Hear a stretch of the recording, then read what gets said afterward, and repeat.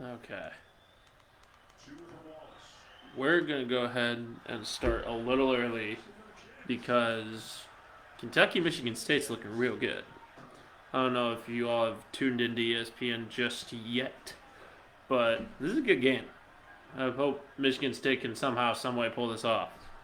But Kentucky's at the line right now. And he's one of two. It's a 2-point game. This is tight. But let me introduce myself. If you don't already know, of course. My name's Alex Blackburn. I am your host of the Burn Casey. Got quite a bit today. Got, along with the KU Duke live reaction, KU football and Chiefs weekend recap.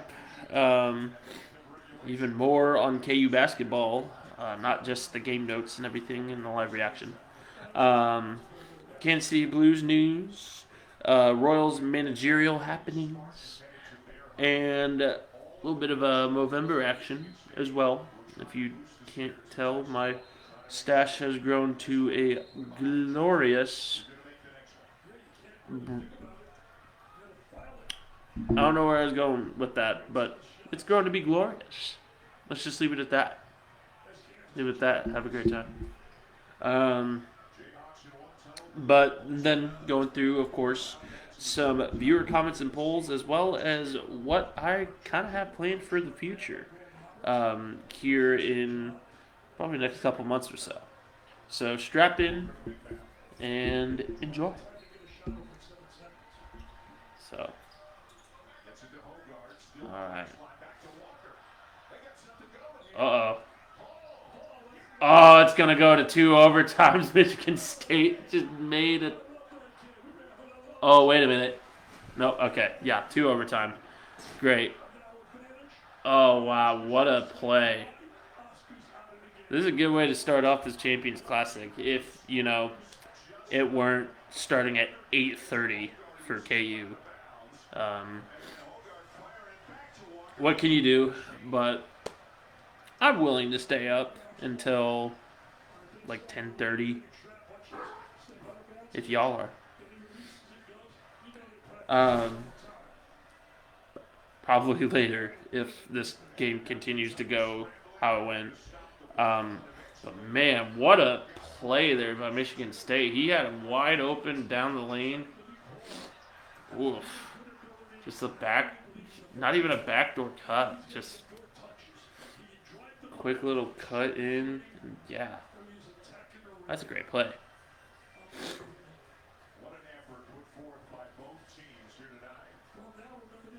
Yeah. I mean, I don't know a whole lot about Michigan State. I know a little bit about Kentucky.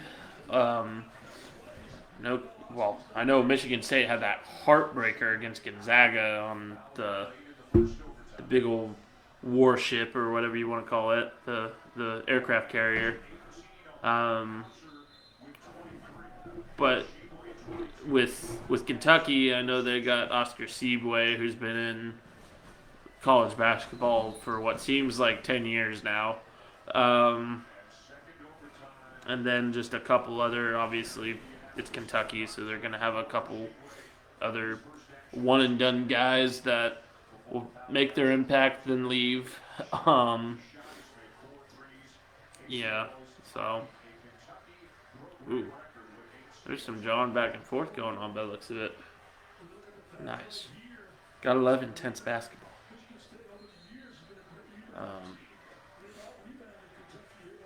No.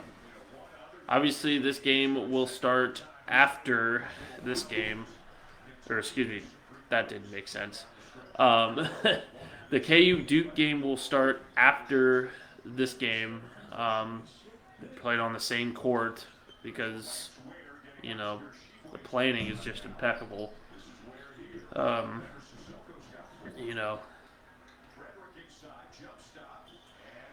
Nice little play there by Kentucky to go up 2.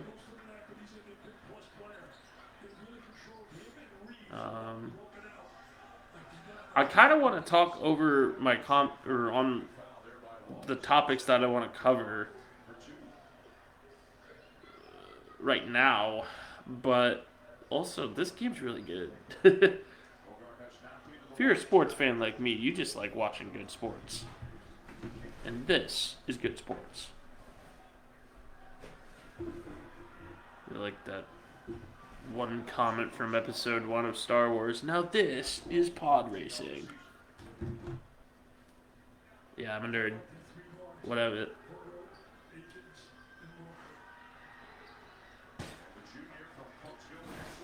If you hear commotion in the background, it's my 2 fur children. And probably the game.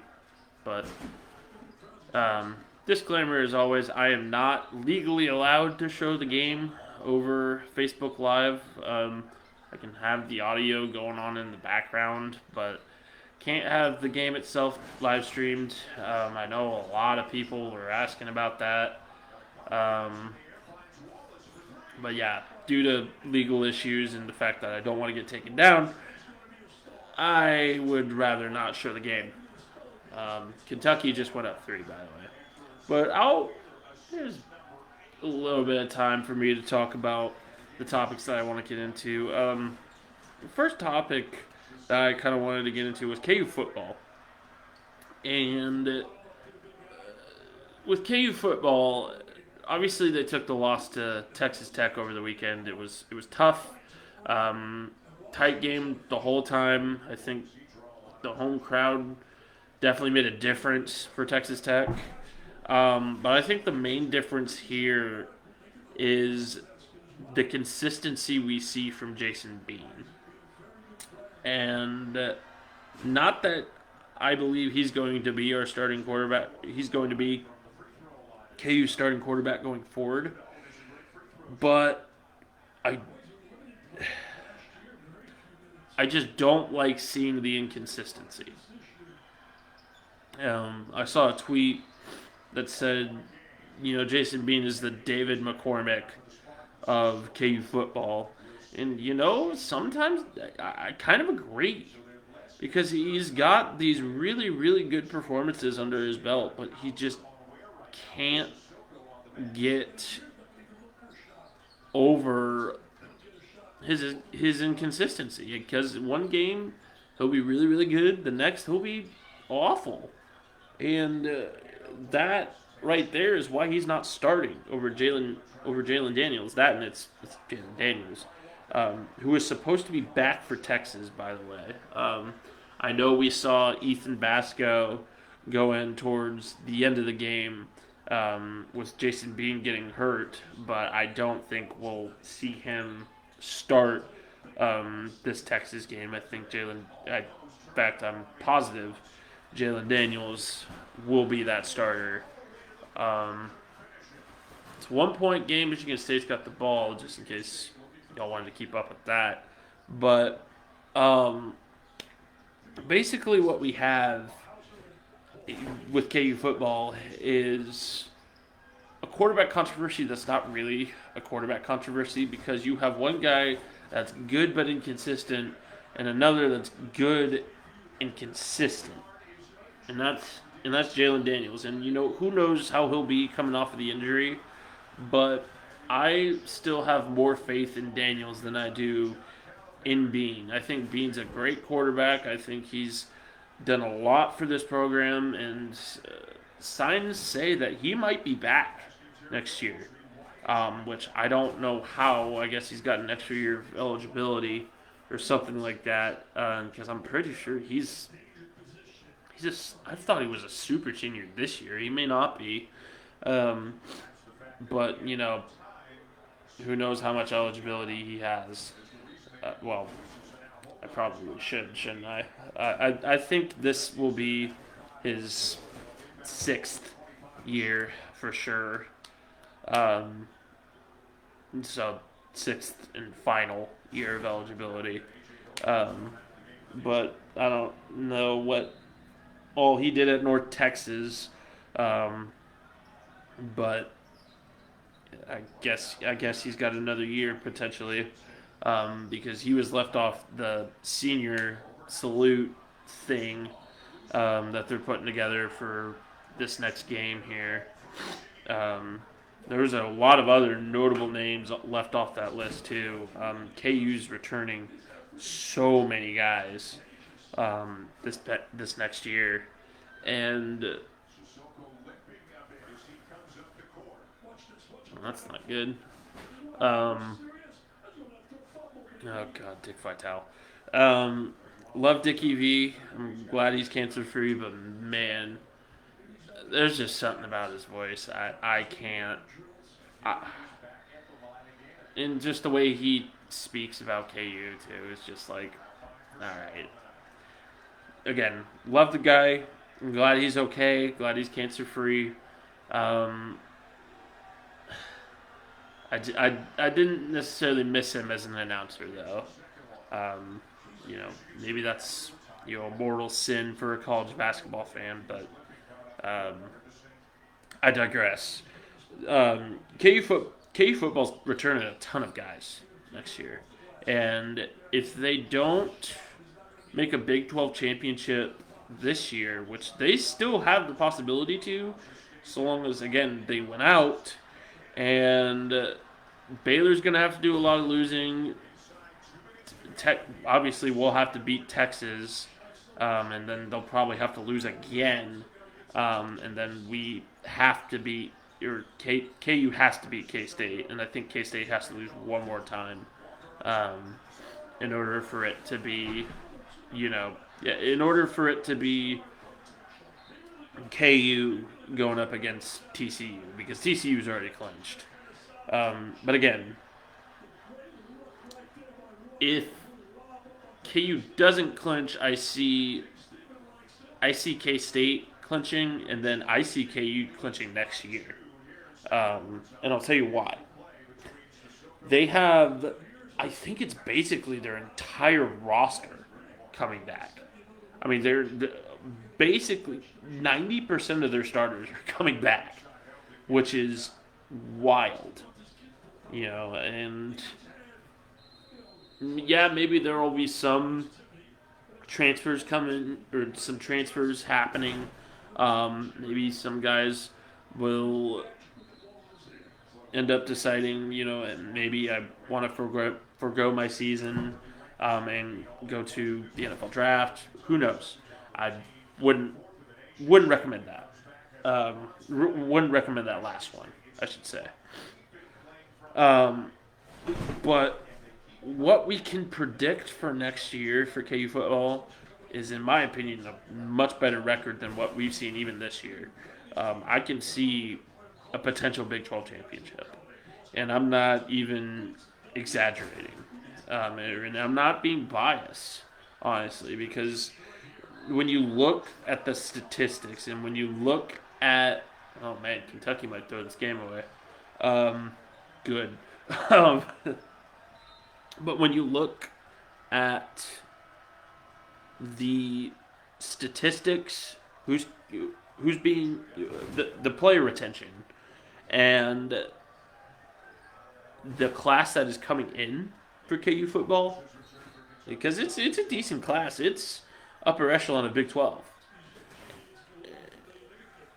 I can see KU going to a Big 12 championship and perhaps even winning it. But, obviously that remains to be seen until next year. But this year, obviously, very promising. It's a huge step in the right direction for KU football. Obviously they're bowl eligible this year for the first time in 13 years, which, is wild. And, it's a cool experience to watch this program finally get the turnaround that they've been searching for all this time, and unfortunately just couldn't find. It feels very redeeming. So, Michigan State just went up by 3 for those not watching. It's in the second overtime. My mom actually just texted me, double overtime. That's a common theme among the older generation. including really myself, because I'm not excited to. Oh man, it's already 8:45. We're in for a doozy, folks. Um, okay, Michigan State ball. But it's it's gonna be a doozy, y'all. We're gonna be here for a bit. I feel like, but that's okay because it's KU basketball against Duke, and if you know me, you know how much I hate Duke. So, hoping for a big win tonight. Speaking of that, though, let's go into some pregame notes here, if you will. Obviously, KU is without Bill Self this game, which could prove to be a factor. I don't think it's a very big one. Obviously, Bill Self's one of the greatest coaches of all time in college basketball, but um, his staff is in part to do with that. I mean, Norm Roberts is a great coach and can prove that he can prove his weight here with this game. Um, KU has to do extra stretches. Teams have to do extra stretches in the tunnels. That's I never like one court, one court classics. It has never made sense to me. Showcases or whatever you want to call them.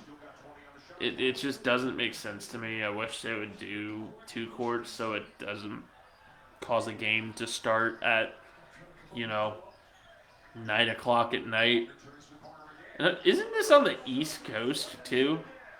Isn't this in Madison Square Garden? Where is this? Let me look that up. Comment down below if you know. But I'm pretty sure this is in Madison Square Garden, which means this is the East Coast. It's about 10 o'clock there. Oh, wow. Delayed. Who would have thunk? Where is that? Where is that?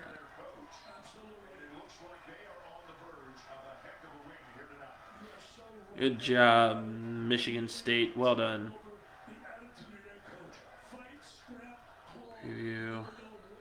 No preview. Okay. Where is the state? Okay, I'm looking it up. Sorry. Right? In Indy? Maybe.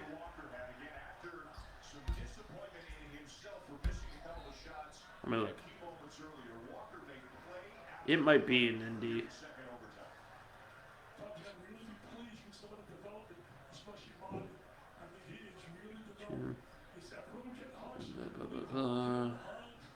Yeah, it's in Indianapolis. Good job, Sarah. Appreciate you. But yeah, no, I'm pretty sure Indiana is still Eastern time, so boy howdy, starting a game at 10 o'clock sounds absolutely miserable. But props to the fans that are there for staying in the stands. And we'll be here the whole time in Central Time Zone. So by the time this game's done, it'll be 11 o'clock. It's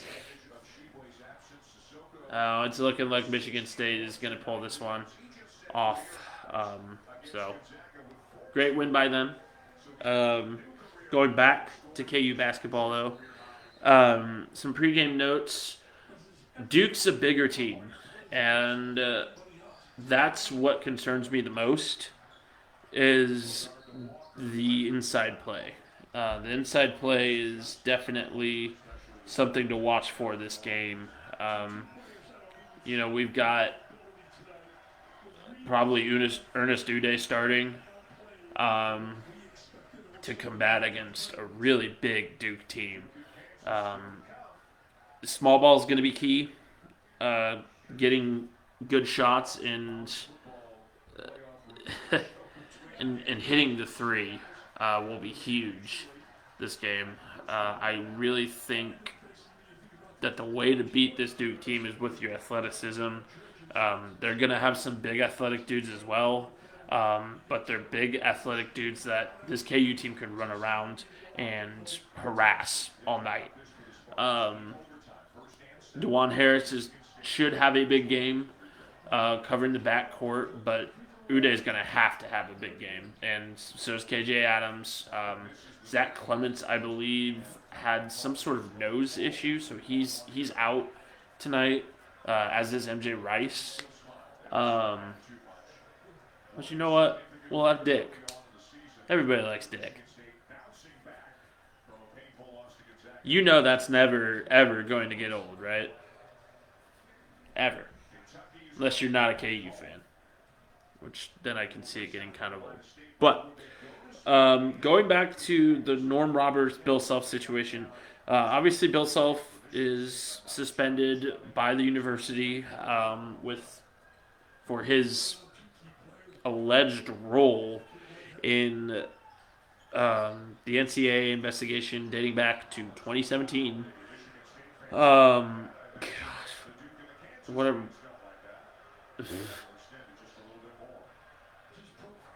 Just ridiculous. Sorry, Kentucky's holding off the inevitable. It's a 7-point game, by the way. Michigan State's in the lead. Kentucky, just take the L. But going back to Bill Self, he's got a 4-game ban. So Norm Roberts is in his place. Again, that stems back to the 2017 investigation regarding Adidas and getting some impermissible benefits, which I'm not even sure exist anymore, given the fact that NIL is a thing now, given the fact that, players are basically getting paid over the table rather than under the table now, is basically what's happening. And the fact that the NCAA continues to drag on this investigation, continues to harass KU in regards to an investigation that's already been closed in the court of law, at least. So really all we're worrying about is bylaws at this point. And frankly speaking, it's just a power move by the NCAA to try and muster up some power that they've lost over the past couple of years. I mean, obviously the NCAA is still the central governing body of college sports, but it has become so decentralized and so player focused that the NCAA is just kind of a circus at this point. They've always kind of been a circus. They've always not really had consistent rules and bylaws they're definitely not enforced consistently. Everybody would be going down if that were the case. And just overall, I mean, my gosh, like, just let it die. Like, seriously, it's not. It's gotten annoying at this point, and what are you trying to prove? But obviously, KU conducted their own internal investigation and found that they needed to suspend Bill Self for 4 games, which, in my opinion, is just a move to say, hey, NCAA, please get off our back. So, that is what that is. But Norm Roberts, again, is a coach tonight. And like I said, what the keys to the game are fast, physical, small ball play, and getting the ball to your shooters. You can't. What is it going to? The college football top 25 show? What? Well, I guess we're getting some college football news, or even more college football news. Whatever. But what KU basketball has to focus on tonight is staying out of foul trouble, while still remaining physical, while also maintaining a steady stream of scoring. Because that's how you beat this Duke team, is staying with them and staying as physical, as fast, and as athletic as Duke teams are. And obviously, this is, the first year without Coach K, which makes a difference because it burns my mouth to say this, but Coach K is a legendary coach, and losing him could give way to potential catastrophe for Duke. Fingers crossed. I don't know. I don't think it'll make that big of a difference, but it's Duke. They're going to be good no matter what. And it's tonight, KU has a chance to put them in their place. I mean, really all they got to do is just out physical them, play small ball like, we have in the past in games that, they didn't have Udoka as a bouquet or any other, big-time big man. I don't count David McCormick. Again, the inconsistency just bugged me to my core. Love the guy and love what he did for the program, but he wasn't a true big man in my opinion. At least in most games. But yeah, that's just how you beat Duke tonight. And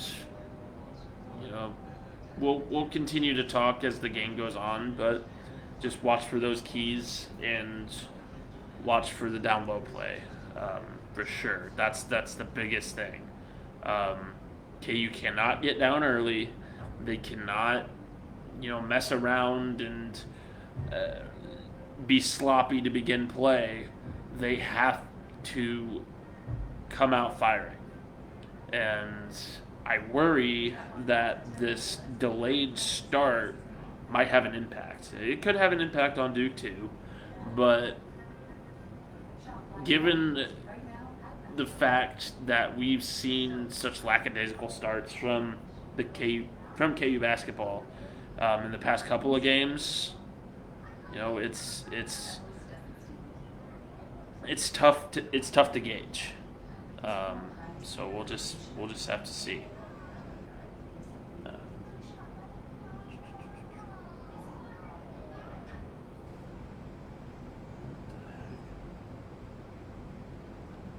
Sorry, guys. But we've got a little bit more to talk about before the game. Much like how ESPN is doing right now, we'll talk stuff that doesn't pertain to KU Duke now, just to get it out of the way. Let's go ahead and move on to the Chiefs, shall we? This past weekend, Chiefs played the Jaguars, and they played them pretty well. Finally, the passing offense was existing. And a lot of that is owed to new Chiefs addition, Kadarius Toney. So, the reason Kadarius Toney got so much playtime was because Juju Smith-Schuster got decapitated. And I obviously mean that metaphorically. But he took a helmet-to-helmet hit and got put in concussion protocol. He now is diagnosed with a concussion and will probably miss some time. Let's hope not a whole lot. Pray for a fast recovery for him. It looked vicious. And there was no penalty, which is what we're going to get into now. I don't know what it is about NFL officiating this year, but it is the worst I have seen it ever. I mean, truly. It is incredibly inconsistent. It's visibly biased. they're making calls that aren't there and not making the calls that they should. And there needs to be consistency and there needs to be clarity and transparency for that matter. Um, yeah, the official is the official of the game, and what they say goes. But you're supposed to keep it fair, consistent, and judge with parity. And I really don't think that happens. I think there's a lot of judging with ignorance. I think there's a lot of referee throwing caution to the wind. Um, and it's unacceptable. I mean, at this level, it's unacceptable. With how much technology you have at your fingertips, you tell me you're still making these terribly inconsistent calls? And I get it, you can't review everything, but there are certain things that you can review that have not been reviewed, and something needs to change. Full time officials, um, you know, having some sort. And I get it. Y'all send out emails regarding the past weekend's events to the NFL teams and whatever. That's not enough. It's very clearly not enough. I mean, coaches, players, etc., have all expressed that it's not enough. And Goodell's got to do something, or else players are going to get hurt. And that's what we saw this past weekend is guys getting hurt just kind of in vain. And it's not protecting players. I mean, and yeah, going to that whole AstroTurf situation as well, and players not wanting to play on that turf anymore. The needs are getting ignored by the commission, and something needs to change before it gets ugly, and before the NFLPA has to take the NFL to court again and potentially cause a lockout. Um, and you know what? If that's what it takes, then that's what it takes. But obviously, no one wants that to happen. So the NFL's got to pull their head out of their you know what and get something done. In terms of the referee situation, in terms of the turf situation, um, just everything. So going back to the Chiefs, though, Kadarius Toney had a huge game. Patrick Mahomes had a really nice game. Travis Kelce and others. The passing offense looked a lot better than it did against the Titans. Let's just say that right now. And that's probably because our receivers weren't getting physically assaulted as they were going out for a pass. Which, that kind of happened on both sides, but it was a physical game all around. K-State is up to 15th, by the way, in the college football playoff rankings. That's something. That's interesting. I'm surprised they're that high, actually. They've had some decent marquee wins, but in my opinion, nothing too special. I mean, again, we'll see the true might of K-State when KU travels to, in my opinion, when KU travels to Manhattan for that last game, we'll see the true K-State football and see who they are. And we'll also see who KU actually is. But I digress. Let's go back to the Chiefs. But the running back situation looked a little bit more clear-cut as well this past game. It looks like Pacheco is going to get the lion's share of the carries, and it looks like Clyde Edwards-Helaire, his time might be done in KC.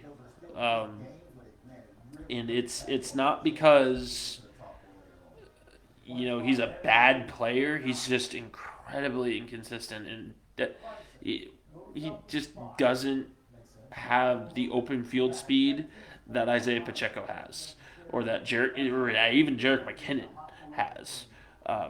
So where does that leave CEH? I mean, at this point, I would pick Ronald Jones over him, and just to see what he can do. And again, nothing against Clyde. I mean, he's done things for him, but he was absolutely not worth the first round pick. In my opinion, he's hardly worth a day one, day two pick. Um, and it's kind of upsetting to see him just continuously underperform. And I think that that perturbedness, for lack of a better term that I can directly think of or readily think of, um, I think that carries over into the Chiefs front office and into the Chiefs coaching staff. I think we're going to be seeing a lot less of Clyde going forward. We may see him traded or dealt by the end of the year, or not by the end of the year, but by the off season next year. Um, but we'll just have to see. Um, I really feel like his time's running kind of short. Um, and I think Pacheco looked a lot better this past game than he did in other games. I think he's finding the hole better. I think he's a lot more malleable since he's a rookie. And I think the Chiefs can develop him into a quality running back. And obviously we said that about Clyde, and we said that about other running backs, but this I really do have a feeling about Isaiah Pacheco still. I think the hype out of training camp was probably a bit much for Pacheco. I think our expectations were a little bit too high. Same with Justin Ross. Everybody's saying, "Whoa, the big three! It's going to be Kadarius Toney, Juju Smith-Schuster, and Justin Ross." No, it's not. That I will be. Excuse me. I will be completely realistic with y'all. It's not. In the game of the NFL, if you have something like Justin Ross has, which is basically the perpetual injury bug, it's kind of hard to become a star. Um, you look at a guy like Jason Verrett, who is a good player. If you don't know Jason Verrett, he's a corner that was drafted by the Chargers, had some injury problems, and then was dealt to the 49ers, and continued to have injury problems.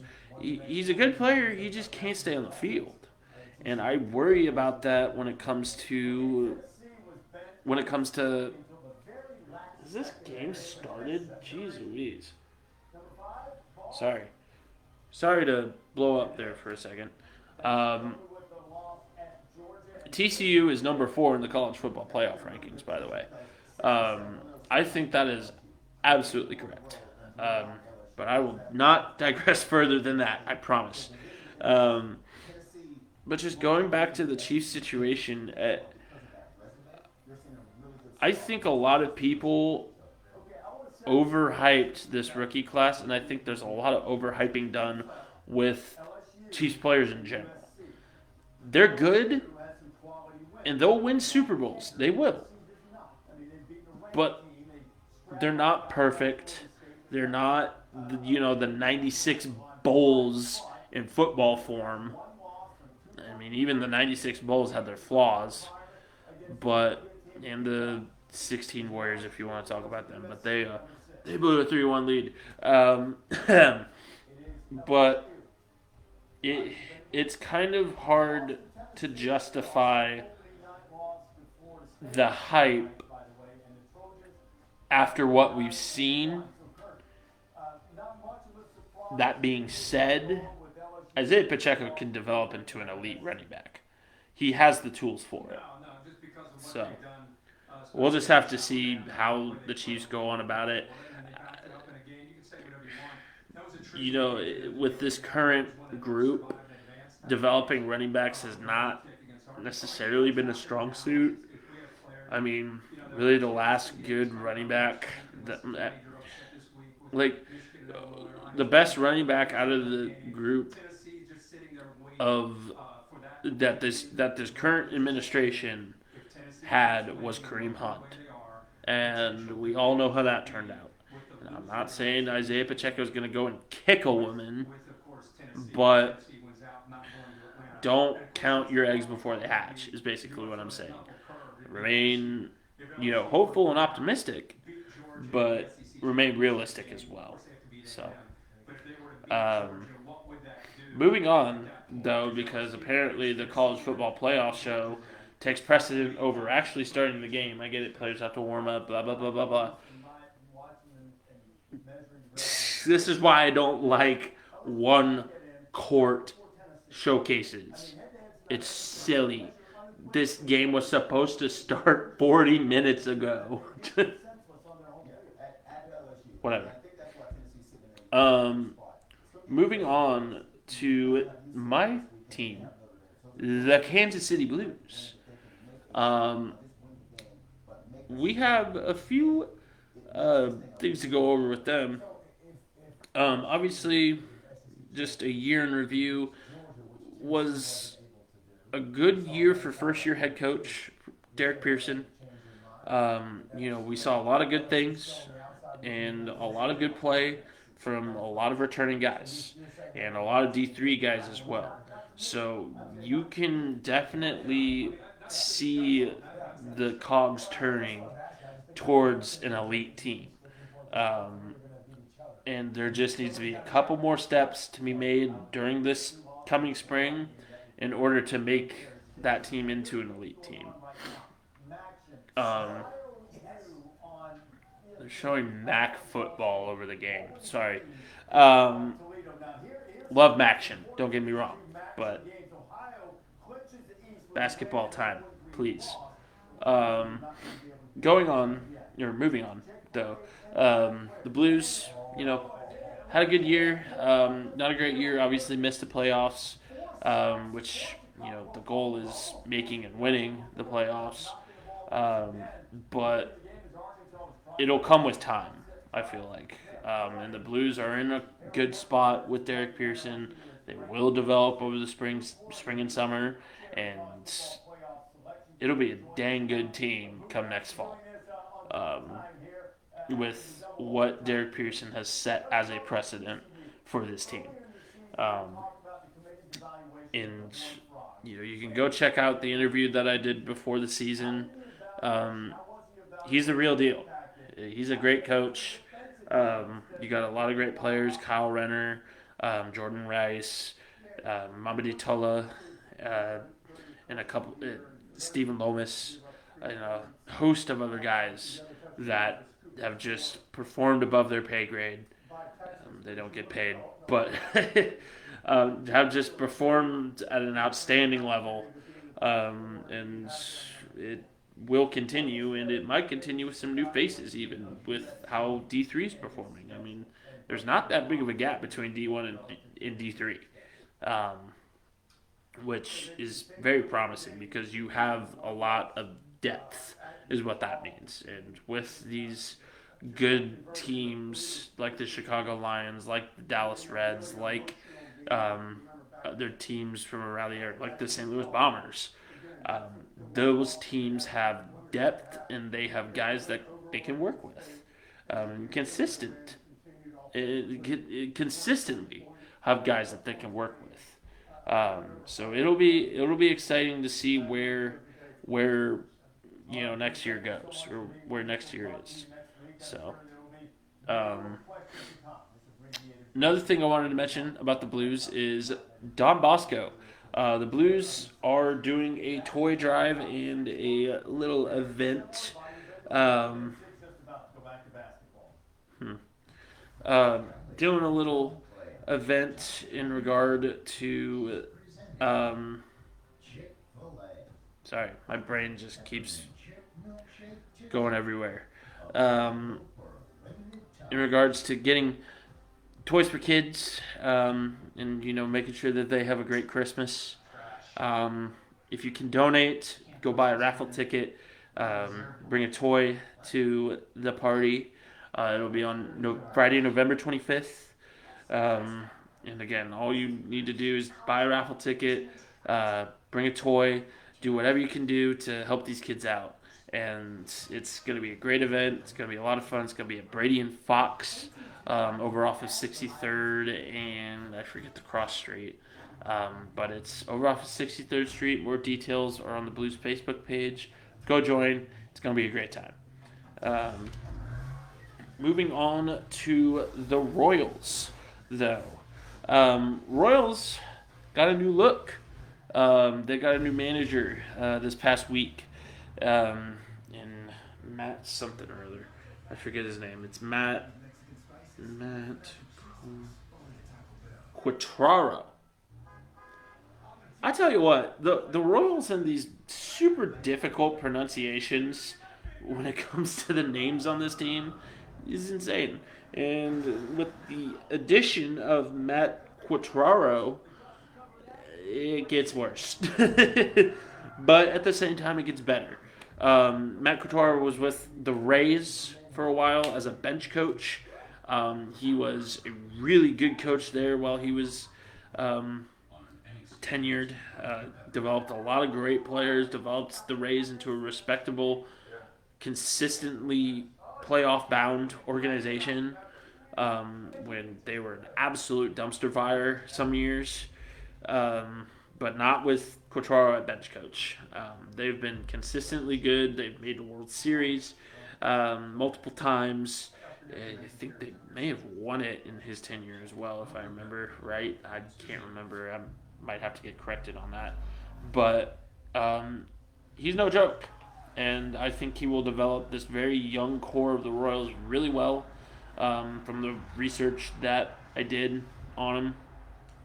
He's developed a lot of great guys over in the Tampa Bay Rays organization, and he can do the exact same for the Royals, who are in need of a guy that will bring new life, that will bring a progressive coaching style, and that will develop this very young team into a force to be reckoned with. There might be some growing pains. There might be another bad year or two. Fret not. The Royals fans, we've dealt with it for years. We're used to waiting and seeing. The Royals, I want to quote Soren Petro here, they're a wait-and-see franchise. And that's what you got to do, is just wait and see. We have not seen what Matt Quatraro is capable of doing. And we did see what Mike Matheny was capable of doing even before he was coaching for the Royals. We have not seen Quatraro in a head manager position. So it could spell some good things. So let's just wait and see, Moving on to Movember, shall we? Let me check what the total is. I know we are over 100 now, which is big. Give me just a second here.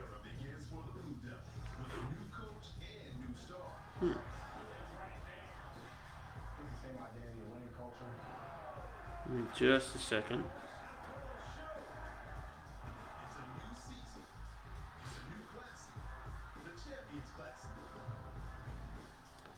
Let me see what we've got for Movember thus far. Hold on.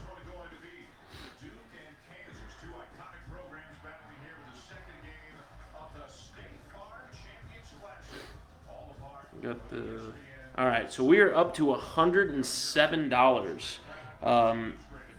So $500 goal for Movember. Obviously, you see I am sporting a mustache. If you yourself are sporting a mustache as well, I'd love to see it. Send me a picture. While you're at it, send a donation. But a mustache also helps spread the awareness. You'll get a shout out from me. I plan on possibly even making a collage of all the mustaches that get sent in. If you've got one, don't hesitate to send it. I will have a post going out sometime in the next couple of days regarding that. So let's let's have a good time with this. Going further into that though, um, I'm gonna be having some donation streams. This is kind of the first one to promote donations to Movember. Um, I will be keeping track as we go throughout this stream and be watching for those donations. So um, donate, donate, donate. Save men's health. Bring awareness to it, and just you know donate to a good cause. It's a cause near and dear to my heart. It's a cause that I've been personally affected by, and it's a great cause because it would solve quite a few issues in today's society. Um, so just I'll be listing out some streaming options and have you all vote in a poll as to what y'all want to see. If you have other suggestions, I'm more than welcome to hearing them, either in the comments below this or in different um, other mediums. So just let's have fun with this. Um, let's see here. Yes. So, as this channel gets bigger, I am looking to get some sponsors going. Let's form a relationship. Let's you and I grow together, shall we? But I'm looking for sponsors in the moment. You'll be featured on the website. You'll be featured in the ScorchCasts, and you may even have segments and everything like that. Let's talk. Always looking for ways to improve this channel and ways to um, give this channel life and meaning. And I hope that I can be a difference both charitably and just in the community in general. So if you want to sponsor this little thing of mine, don't hesitate to reach out, okay? I'll leave it at that because I don't want to be a complete another sellout of my brand. But some viewer comments and polls. I released a few polls over the past week. Let's go through those. The game's about to start here, so I'm going to kind of run through this a little bit. Because I kind of want to get these topics knocked out so I can just talk strictly KU basketball.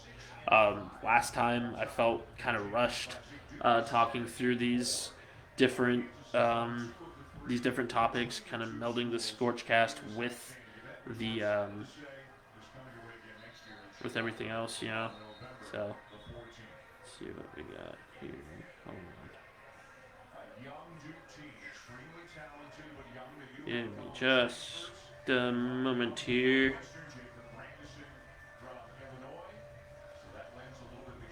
One sec.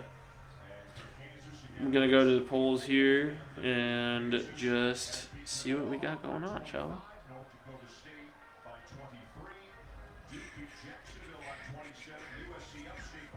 Okay. So on November 8th, the start of the Movember campaign, we had a post go out saying best facial hair in KC sports of all time. We've got right down the middle for Eric Hosmer and Andy Reid. 50-50. There was four posts. Looks like we also had a vote for Alex Gordon from my grandma Debbie. I think Alex Gordon's facial hair is pretty good. The game started, so I'm gonna kind of pick it up a little bit here.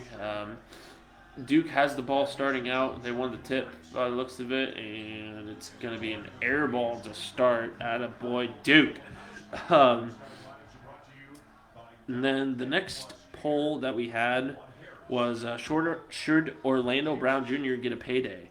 Uh, Pretty resounding no. It's about 2/3 no, 1/3. Let's see how he does the rest of the season. Looks like 2 votes for that, and then 4 votes for the no.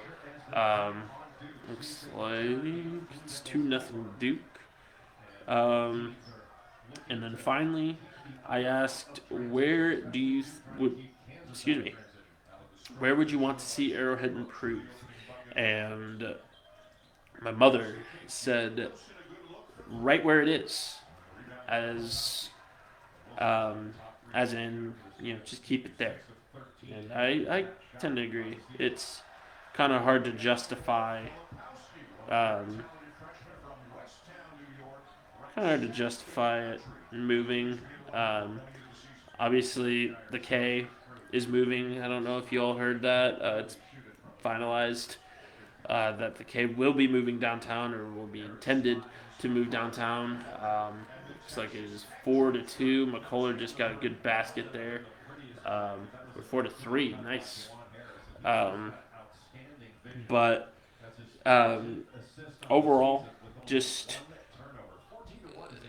in terms of new stadiums, go check out the latest article that I posted. It kind of explains, at least the first part, explains what I would want to see improved for Arrowhead to keep it where it is. Obviously, with the K's been around a while, and it going downtown just kind of makes sense. Um, but, you know, can we say the same about Arrowhead? Who knows? But with that, that's pretty much all I've got in terms of extracurricular stuff. Let's focus on the game. So, so it's 4-3 Duke right now. Duke just stepped out of bounds. It's going to be KU basketball. It's looking like KU's following the template so far of what I kind of envisioned this game being. Just lots of small ball play, lots of perimeter shooting, and pretty physical game so far. Juan Harris just got fouled, trying to go down low. That's a good foul. It looks like KJ Adams is starting though, so that's an interesting call there. We'll see if he can stay consistent, can stay a good player. Shoot.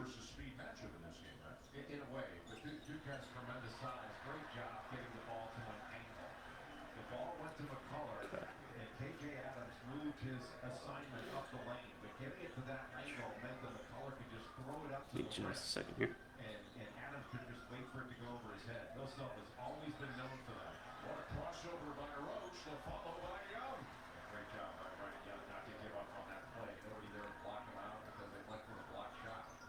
Hold on a second.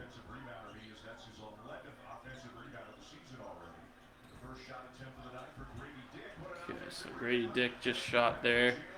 And KU takes the lead with a rebound shot off from Jalen Wilson. Good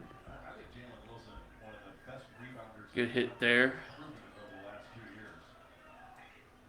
I'm not sure what happened there. I think Dick may have gotten a piece of that ball and just kind of caused the Duke player to flop onto the court. I don't know. Alright. Duke inbounds. KU looks bigger than I thought they would against this lineup. They still look smaller, but yeah, it's Duke ball here.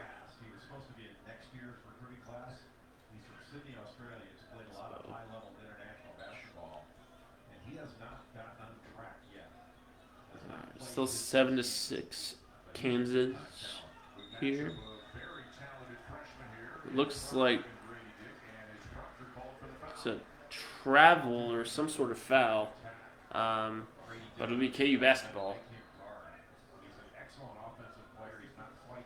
I think Dick may have forced that foul.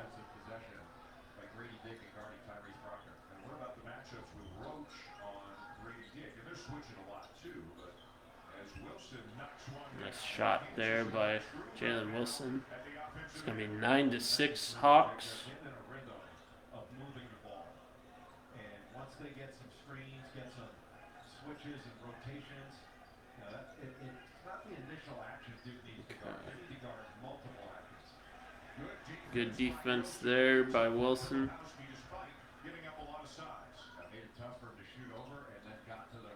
And nice pass. Yeah, there we go. And McCullough with the bucket there. KU's up 6. Good start so far.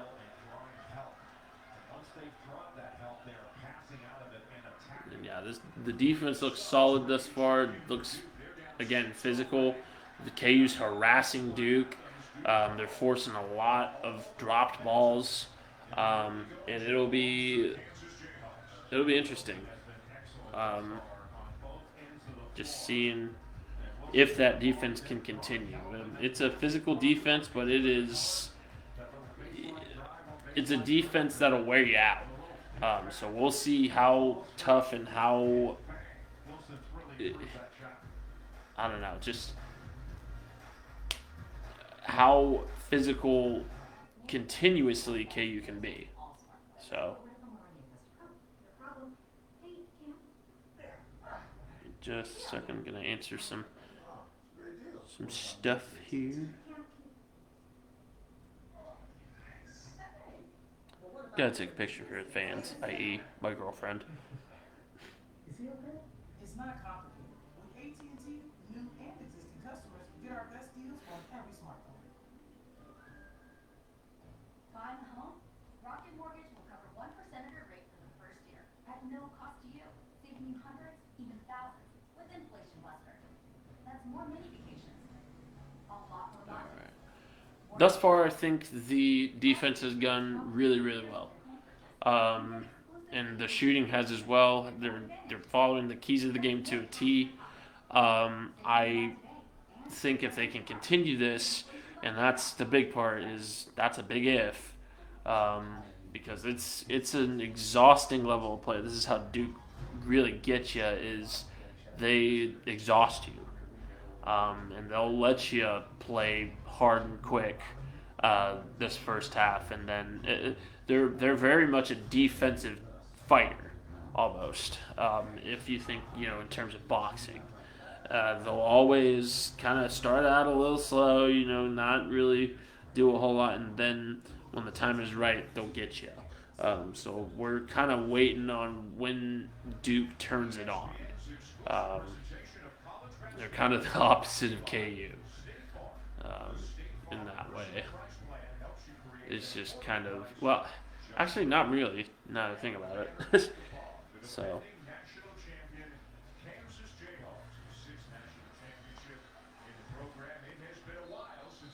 Okay.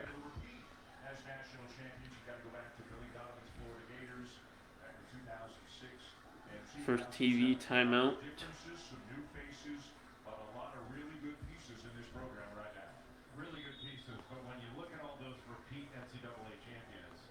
They have one thing in common. They had almost everybody back in the year they were beaten. And that's awfully difficult, obviously, to do it even when you have everybody back. But in this day and age, He balled up 6. so extraordinary about Billy Donovan in Florida was you got Joe Kim Noah and Al Horford and Corey Brewer coming back for another year. The passing has looked really good for KU thus far, too. That's another big part, is just getting those passes complete. McCullough with a missed shot there. Looks like it's going to be off KU. Duke ball. Vic tried to get up there for the offensive rebound and just couldn't get it done. Kind of a hard ball, so can't really blame him. Duke driving up the court here. They're going quick, which is definitely a difference since the timeout, is kind of that quick tempo. KU was harassing them when they were first trying to. Oh, there we go with a great play by Grady Dick, and that'll count.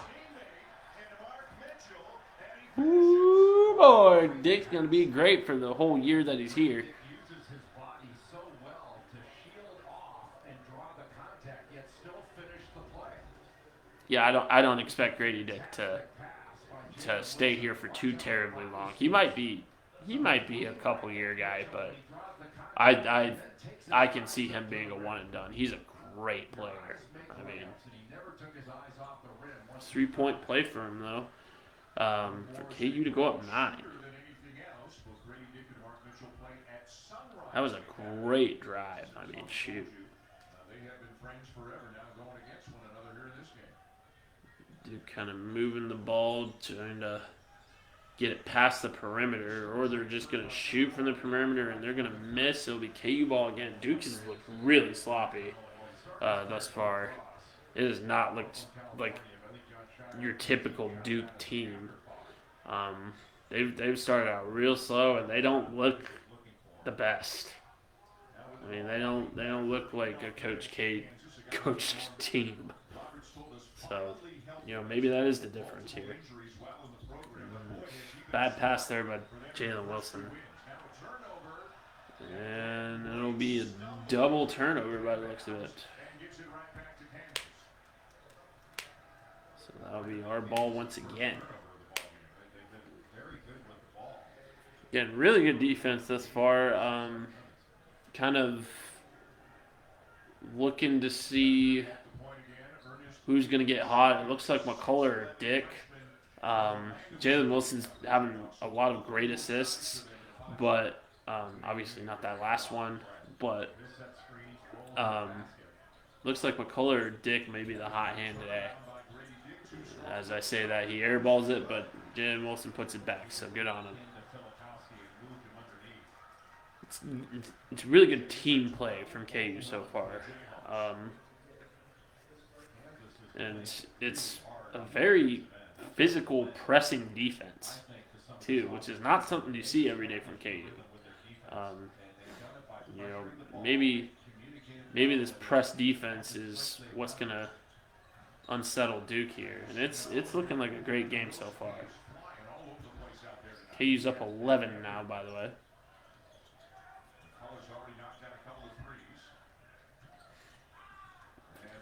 It's going to be...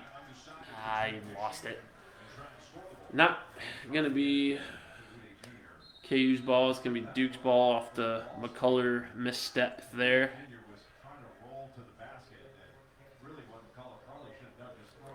It looks like Uday's in. Right now they're talking depth, and I agree with them. I think KU does have a lot of depth. They just don't have a lot of big guy depth. Good drive. 17-8 KU.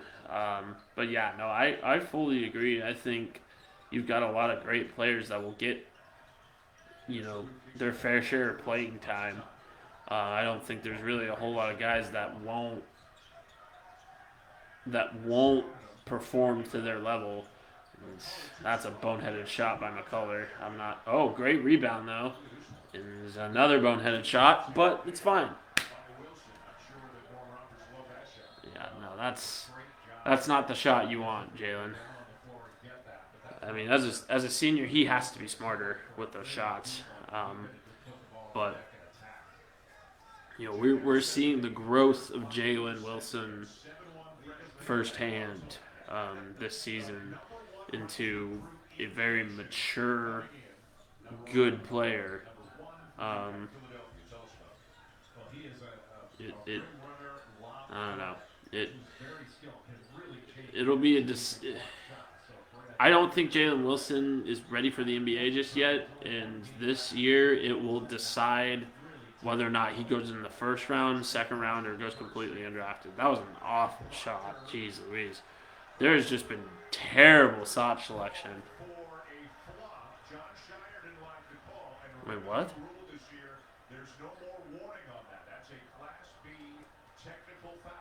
Oh. I guess he flopped? And I guess that's a no warning technical now? Oh, wow. Yeah, no, what?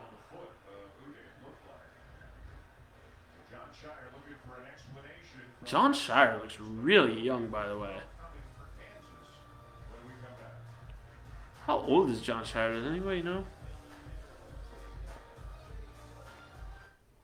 Let me look. I remember the day you asked, "Want now, Dad?" So I said, "Find a job, any job, work hard." That's a weird way to spell Shire. But of course you didn't listen. He is. You shoved me there's another way. Oh, look, a former Duke player. He was born in 1987. Goodness gracious, he's young. Yeah, 35. Goodness. That's maybe that's just because Coach K was coaching there for a billion years, but that's really young for a college coach. I feel like. I don't know, but again, so far looking like a really good game defensively. Just got to clean up those shots. There's been quite a few boneheaded shots thus far. I think K's trying to follow that perimeter play, I suppose. I don't know, but we'll just see what goes on. I mean,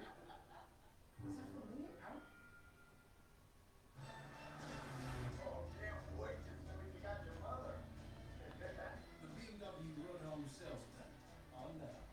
Receive lease loyalty credit of up to $3,250 on select models now through November 3rd. I have a good feeling about this game. Oh.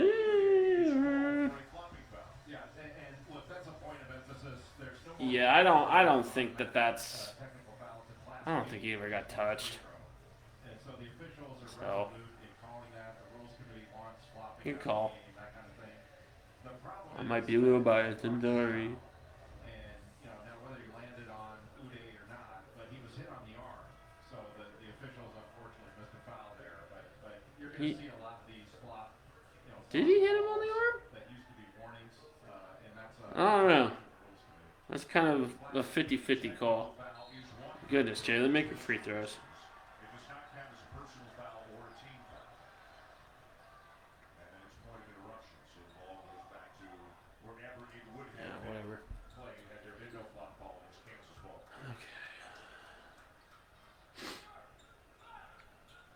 Yesterday to inbound for the Jayhawks, she and Pettiford in the backcourt.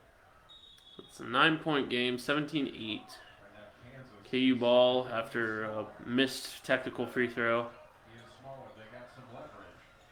And they can really. KU goes with this here. And tried to lob it and looks like it missed. So it'll be Duke ball. Not the best angle on that. So Duke ball.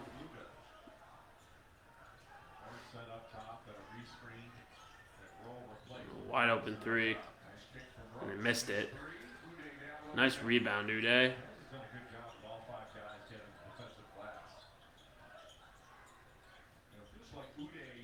Gotta push it. There we go. Back to. Oh! What a shot! Nice backdoor cut with the finish. God, Grady Dick's Dick is good.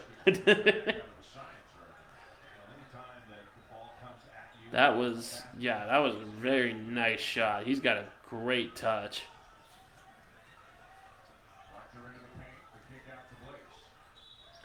And that's going to be foul by the looks of it on KU. That was a great play. I mean, just a nice backdoor cut. Nobody even saw him. Nice hesitation there to see the defender coming. He doesn't look like a freshman. He looks like he's had a few years of experience at this level.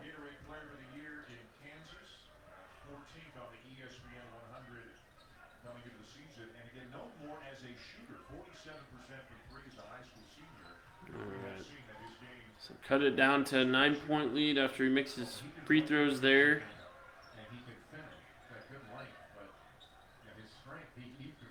Pettiford with the ball.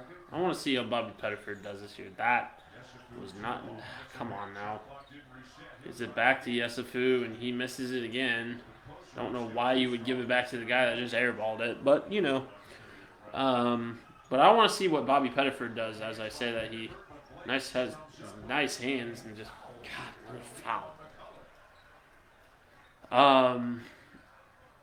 I want to see again. I want to see how Bobby Pettiford does. Obviously, he's had the injury bug kind of plague him for a bit. We could see a very good Bobby Pettiford though.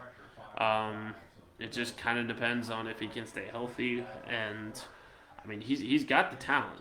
But he'll be backing up Dwan Harris this year. He's got to show that he can play defense like Dwan and possibly shoot better even. So.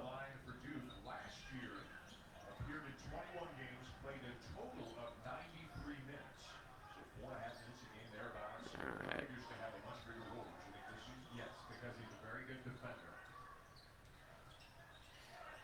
Let's see what we got here. Nice pass by Dwan. Got deflected out. Good defense. All right. Kansas can put Ryan Young into some ball screen situations right now. I think they can attack. Caller on the inbound here, giving it to Dwan. Nice pass, just a little bit too much air under it, and just give away there, and that might be a charge. And it will be a charge.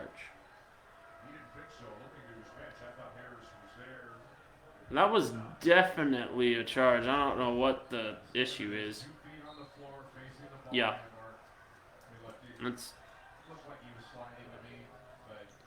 I feel like that's a textbook charge. He has both feet on the floor and they're set.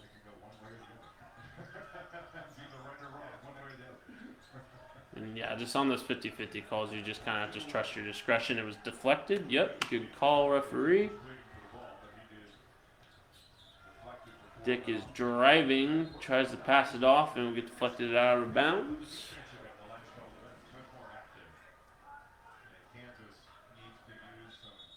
He seriously looks so good. I'm not sure what's going on there. Oh, no one picked up the ball. Cool. That'll be another Duke deflection out of bounds. Just a reset of the shot clock, I guess. I'm not sure. Does no one...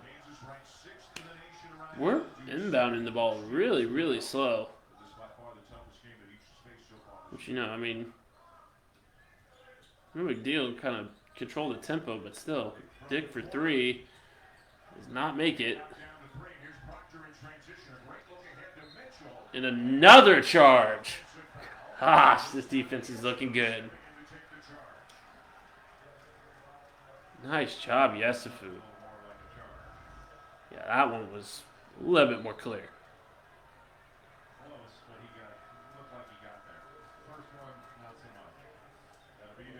Well, Jay Bilas, that's Billis. Excuse me. That's why you played for Duke. So obviously you have that bias. Still love you, though. You're a great commentator. That may have been a travel, and that might send Adams to the bench. That was not a great play. It was very lucky. Was it off of Duke, or was that off of... That was off of KU. Good job, KJ.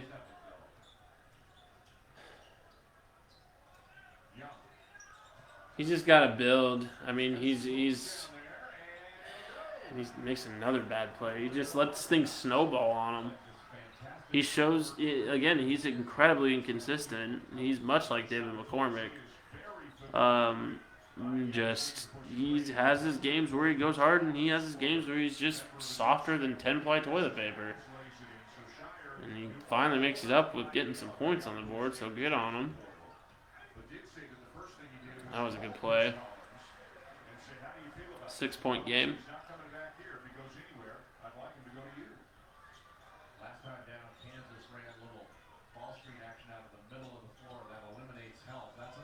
Crossing it back out to McCullough. Nice shot by McCullough. Somehow that went in. Is that a foul? Oh gosh, McCullough might be hurt.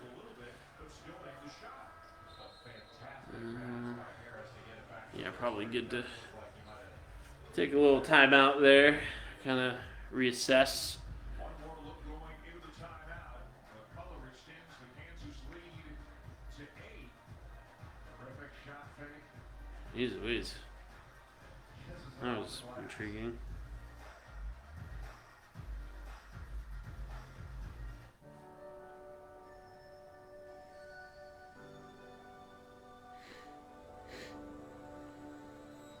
Give the gift of shine. Only at Sam's, the diamond store. Yeah, I think we're looking good. I think the Hawks are looking good. I want to see some better shot taking, but other than that, the defenses looked pretty good. I mean, obviously there's some individual things that the guys can work on, but overall it's been solid, and I hope that it continues and is a sign of things to come. Grady Dick looks absolutely phenomenal. Obviously, I saw him a couple times with the Pitt State game and Omaha and everything like that, but in NDSU. But this is his first real test against a very good Duke squad, and so far he's passing with flying colors. I mean, he does not look like he is a freshman, and boy, howdy, that normally means that he's probably going to be gone after this year. So, it'll make it last. Let's just say that. We exist to keep your body and mind moving.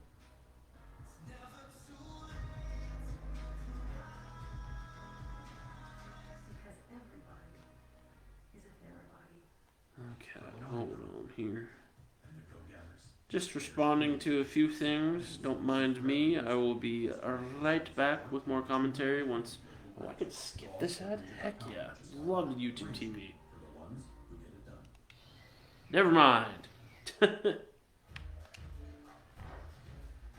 when Kansas can spread the floor against Duke and get some passing and cutting, they're very effective, especially when DeJuan Harris has the ball. Gets into KJ Adams. Yeah, I agree. I mean, it just they're neat.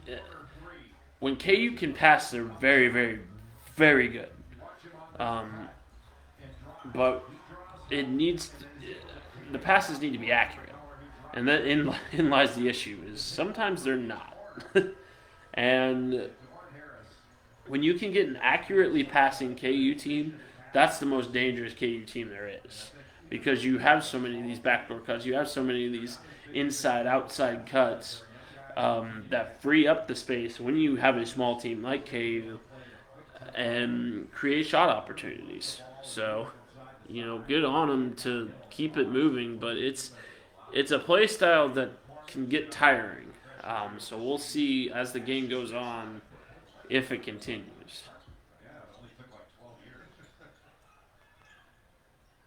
All right, let me throw a stat at you. Tell me what you make of this. Kansas 10 made field goals, 7 assists. Duke 6 field goals, 0 assists. Yeah, it shows that Kansas has been really moving the ball. That's the third charge that the Jayhawks have drawn. Gosh, another charge. Picking up the charge against Tyrese Proctor. I think that comes with a young Duke team being undisciplined, because 3 charges, man, in a row is pretty rough.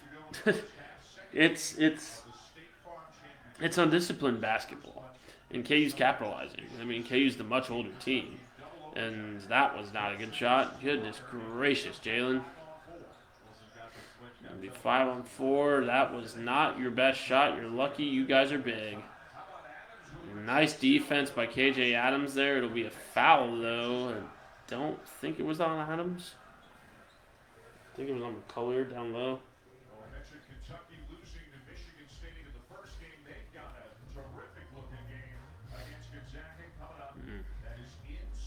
Kentucky Gonzaga will be a good game. Team that lost against Michigan State. Michigan team that won. Can you tell it's almost 10 o'clock?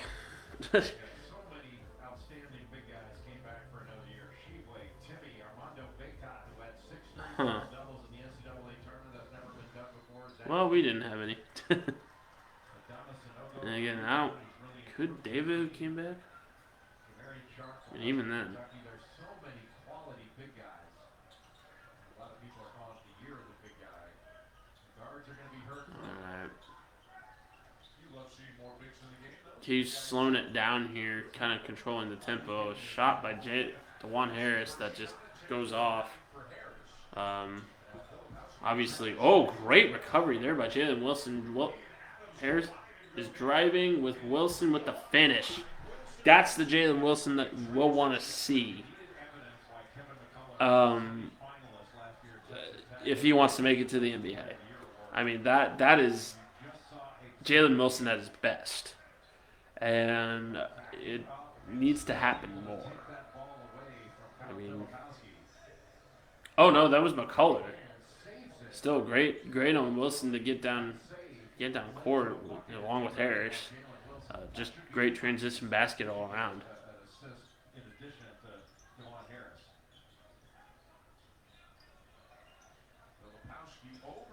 I feel like that's like the first 3-pointer Duke has made tonight. They have not been good from beyond the arc.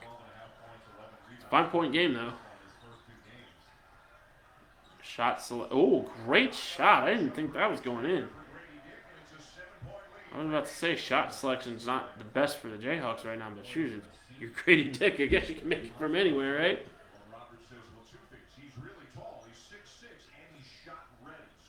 That's true. Yeah, he's... Gosh, he's so good. Grady, dang. That may have been a travel, yep. Dang it. Come on, Kevin. Gosh, he's got such a trigger finger, and it's good. He really can just pull up from anywhere, and like the commentator said, he's tall too. So I can see him being NBA ready by the end of this year. I don't want that to happen. It will be an offensive foul of some sort. Refs on the side of the Jayhawks instead of the Blue Devils. For once.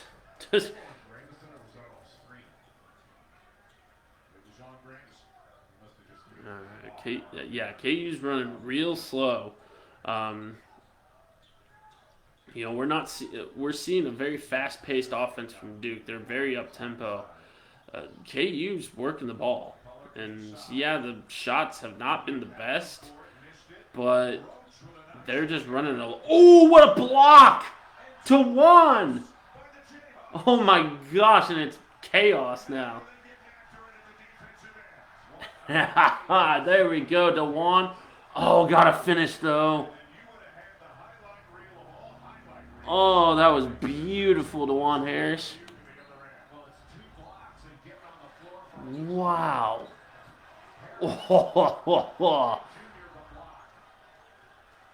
that was tough. Great defensive play. Just got to finish, though. I mean, that would have been great if they finished. And a steal by the Hawks again. Here they come.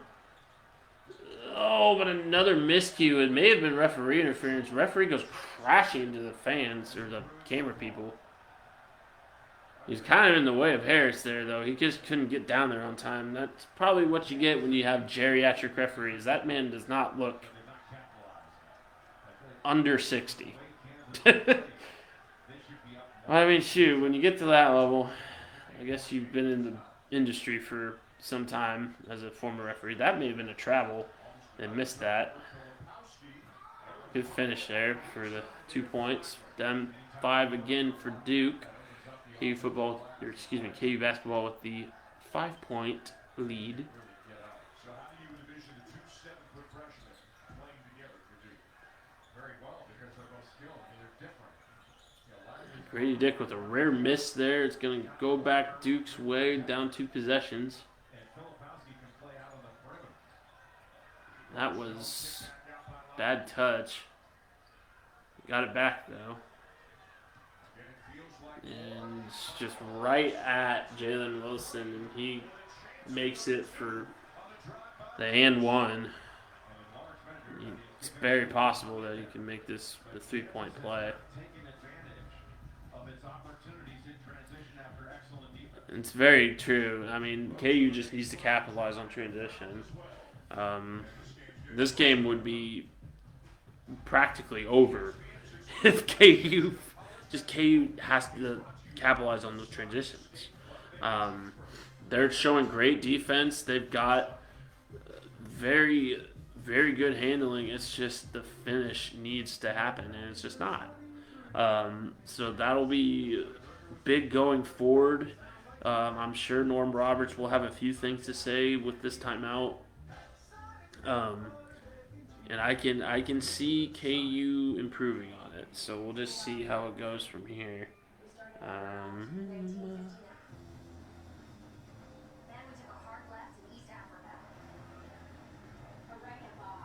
One sec. A 180 empty quarter. And that 65-degree incline, hell's revenge. But we didn't do all that just to get here. We did it to give you a truck One that sec. will take you anywhere. This is the new Nissan. A Corona and palm trees. Yeah, just a second. A Corona and calm seas. And a balm breeze. And some long knees, strong like a tongue squeeze. You'll say, "Aw, geez, when I make your lawn freeze." Was that good? No. It was incredible. Really bad. But this is good. They shut her out. Where's Lucky? Not your Jack, sure, spot. With your windows, packers, blankets, on the guard. They're Lucky! No!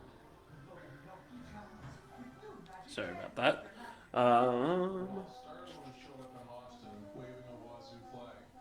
And it became an obsession. After 15 years, game day finally came to Washington State. Where is Washington State? Does anybody know? It's a lifestyle. Isn't it in like Kalamazoo or some wild town name like that? Oh. Okay. How about TCU basketball too? Losing against Northwestern State, I think is who they were called. They were supposed to be really good this year. Obviously, they're missing Baugh for a few games. I think he got suspended. But, I mean, if you're a good basketball team, there's no excuse. I mean, that was a bad ball game. Jason Tatum's in the crowd to watch his team lose, hopefully. Wonder what he thinks of Park Hill South. That's right, we beat him in the state championship in Missouri in 2015. It was cool. 2-point game, though. He made his free throw. KU got to slow it down. They're doing well when it's slow. They're doing great in creating the transition, but they just need to capitalize. And when they run it slow, it's a kick. Yep. Jeez, 3 for 19 from 3-point land. Go sports. That's rough. KU's definitely outshot though. Golly, that's an offensive foul.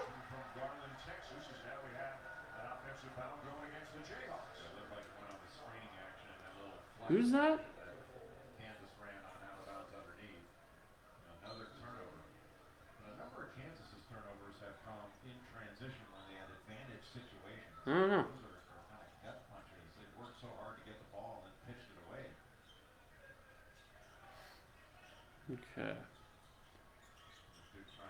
KU basketball only up to bricked 3-pointer causes knocked out of bounds ball by Duke. It'll be KU ball. Kansas bringing a little bit more size in off the bench tonight. Who is that? Junior Zuby Ejiofor, because Zuby really their Oh, starting Ejiofor. Adams, who's 6'7", and plays bigger than that, but he's really their 5-man in the starting line. That's a foul. Harris. Good recovery, though, by Harris. Way to finish.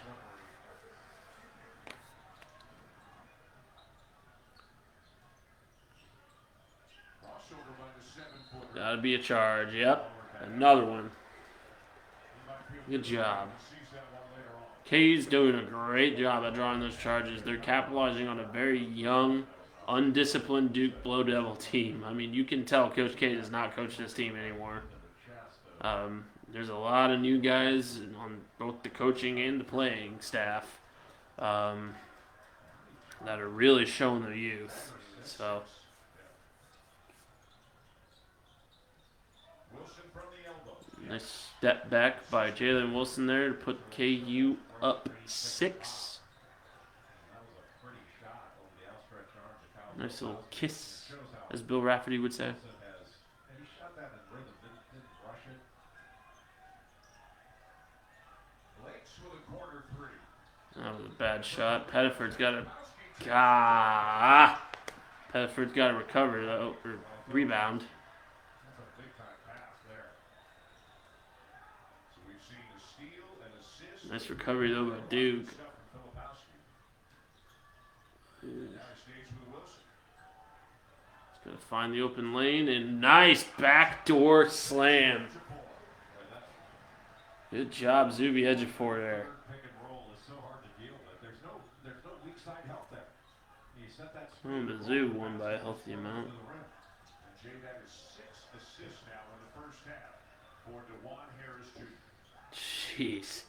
But he's doubled 6 assists from Harris. Nice work, DeJuan. 13 assists and 1 turnover coming into this game. I think he's doubled it. He's got 2 now on the season. Imagine what Jeez. 6 assists and 1 turnover. Foul? Hello? Turnover ratio gets worse. Kind of whacked him in the face, I thought. But he's the kind of guy, as Norfolk That may have been a travel. watch him, the more you appreciate it. Wilson really did flying in there, kept it Can alive. be Comes down to the Luda. 4 on 3, Quick 3 there for Rose. and ball gets stuck. We let the nation in that. Always good to have Raph here, whether it's in person or with you. Into the final minute. The final minute of the first half. Is leading Duke by 6. At 10 o'clock. It's going to be a fun night. It'll be a fun night. You know, just everybody coming in and out of the chat. Don't forget to please go check out the Movember link. Donate if you can. Send me pictures of your stashes, and I will put something together. If we reach that $500 goal, I will also be doing something a little special for you guys. Obviously, we'll have the donation streams and everything like that, like this one. But if and when we reach that $500 goal, expect something special coming. So I got something in the works. So it'll be good. Get to donating, support men's health, and happy Movember. 6-point lead for the Jayhawks. Juwan Harris, Grady Dick, have both been very, very good. I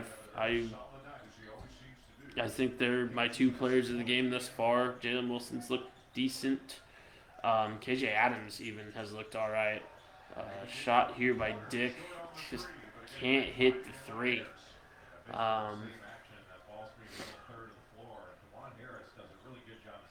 So let's see what we got here for the last 30 seconds or so of the half.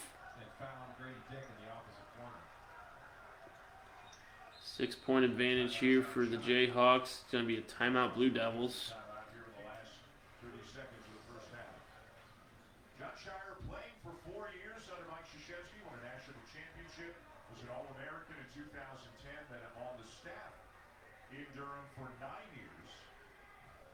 Just a second here. And we had a chance to talk with him today. You and I both known him for a long time, but boy, he seems comfortable in the transition, doesn't he? He's built for this. I mean, Jaron Watt was a great player at Duke, not a good player. He's one of the all-time Just a greats second. at Duke. You mentioned the 2010 NCAA championship where he's captain. He's been on Coach K's staff for 9 years. Last year was named the next head coach at Duke University. I mean, he's built for this. Yeah, no, Duke's got a new coach. They've got plenty of new players, as is Duke tradition. And they're showing their youth. Lots of fouls, lots of easily preventable mistakes. And KU just has to capitalize. I mean, this should not be a 6-point game. This should be a 10 or 15-point game. Easy. It's going to be foul on KU. He's going to hit the line there. Coaching staff tournament. I think Duke could be up there. They'd be in pretty good shape. Itchy. Most of them are still really young. I thought for a second Jay Billis was on the Duke bench. Guy on the far left kind of looked like him. Also, that Roach's voice has grown this year. Again, he's the most experienced player on the team. He is the He longest looks lasted on the like team. he's the shortest player on the team, too. With his teammates on the court and off. Like he doesn't work with you. He wouldn't get used. Wow, I step right And shoot, I guess he's a guard, but still. man. He's about as big as DeJuan Harris, You hit it out of the park. Well done. which, isn't saying much. But Shot clock turned off. Alright, shot clock turned off. KU's going to hold for last shot here. See what they can get going. See if they can preserve a 6-point lead into half, or There's trying to turn the corner. perhaps even a 7-point lead. Pettiford Oh, it's missed. for Edgefor at the horn. So, Kansas again. 4-point lead at half. This felt like they have led by It more and should feels, yeah, only by 4 at half. like the commentators just said, it has felt like it has been all KU. Duke's been very undisciplined. They've had a lot of errors, and they're showing their youth. This is a Duke team that will probably be very good here in a couple months, but right now KU just looks like the way better team. It's not showing on the scoreboard, though, and KU should be up by 10 or 15 points, and I think a lot of it is just not capitalizing on transitions and not capitalizing on the undisciplined play of Duke, and just kind of having a lot of undisciplined play yourself. God, I hope this halftime is just so short. But it definitely looks like there is a better team here, and it's Kansas. The question is, can Kansas capitalize on, again, those transitions, on those bad plays by Duke, on those bad breaks? They need some sort of consistency when it comes to offensive production, and they need to do better in transition. That's pretty much my only gripes with how KU's played so far. Other than that, they've been playing really well. Obviously, it's Duke, so you're gonna have that kind of expectation of, okay, this is gonna be a dogfight, and so far it's proven to be a dogfight. But it's a dogfight that on paper should be closer, but on the court it should be a lot less close. And KU should just be running away with it right now, and they're just not. So let's see what changes this second half. I'm not entirely sure what Norm Roberts does in terms of second half coaching, but hopefully it's something very similar to Bill Self, and where they're going to come out firing, they're going to come out hot, they're going to come out correcting their mistakes. So let's just see what happens that second half. Those are kind of just the gist of my second half thoughts, or my halftime thoughts, I should say.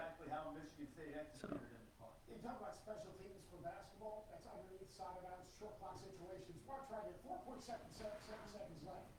They're going to run a set of stagger screens, but watch what happens as this play develops. Right here, Joey Howes is going to slide out off of that Lee Call screen. And you know, when Lee Call sets that screen, look at Oscar Sheboy right there. Fonz, where does Oscar Sheboy need to be? Set as the big, you got to be underneath that so that that guy who set that screen runs right into your chest. He's at the wrong angle there. Yeah, stay between the ball and the basket, basically, and he does it. All of a sudden, there's a slip, there's what we call, and we're going in overtime. But you know what? When you're in overtime, now all of a sudden, you got 7.6 seconds left. You got to pull up to the floor. Kentucky, you got to keep the game in front of you. On this play right here, look at this back screen by Joey Howes, and all of a sudden, right there, Walker is going to get a pass over the top. And when you get that pass over the top, you know what you are? All of a sudden, you're 3 on 2 or 2. yeah, sorry guys, I gave my halftime thoughts, so those tuning in, I'm kind of focusing on getting other things done, kind of responding to viewer comments and everything like that. So bear with me. There will be more talking to go. Kind of got the ScorchCast part out of the way early. If you want, this video obviously will be posted later tonight. So if you didn't catch that, or wanted to catch a few more parts of that, that will be available after this stream is over. It will be posted to my YouTube, Burn KC website, obviously, and to Facebook as well. So you can catch me anywhere. So looking forward to seeing you tune in. The question was their front court.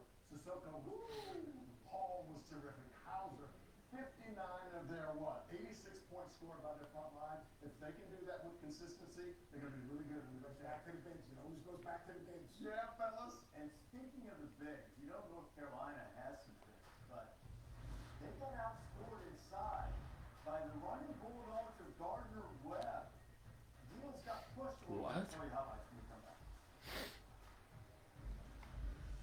I guess North Carolina almost got upset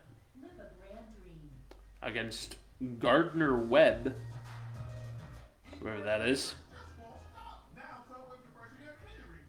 I know who that is. You may not, though. It's just because I really know college basketball mascots. Just ask. Just ask my mother. You've been working from home, but your roommate just took up percussion as a hobby. Everyone is long. Indeed you do. An Indeed resume helps personalize your job search. And even helps the right job find you. The chef's chicken sandwiches at Panera, freshly prepared with clean ingredients, spark an explosion of the senses. So when you finally taste it, it just confirms this is fantastic. And only at Panera. $1 delivery fee on our app.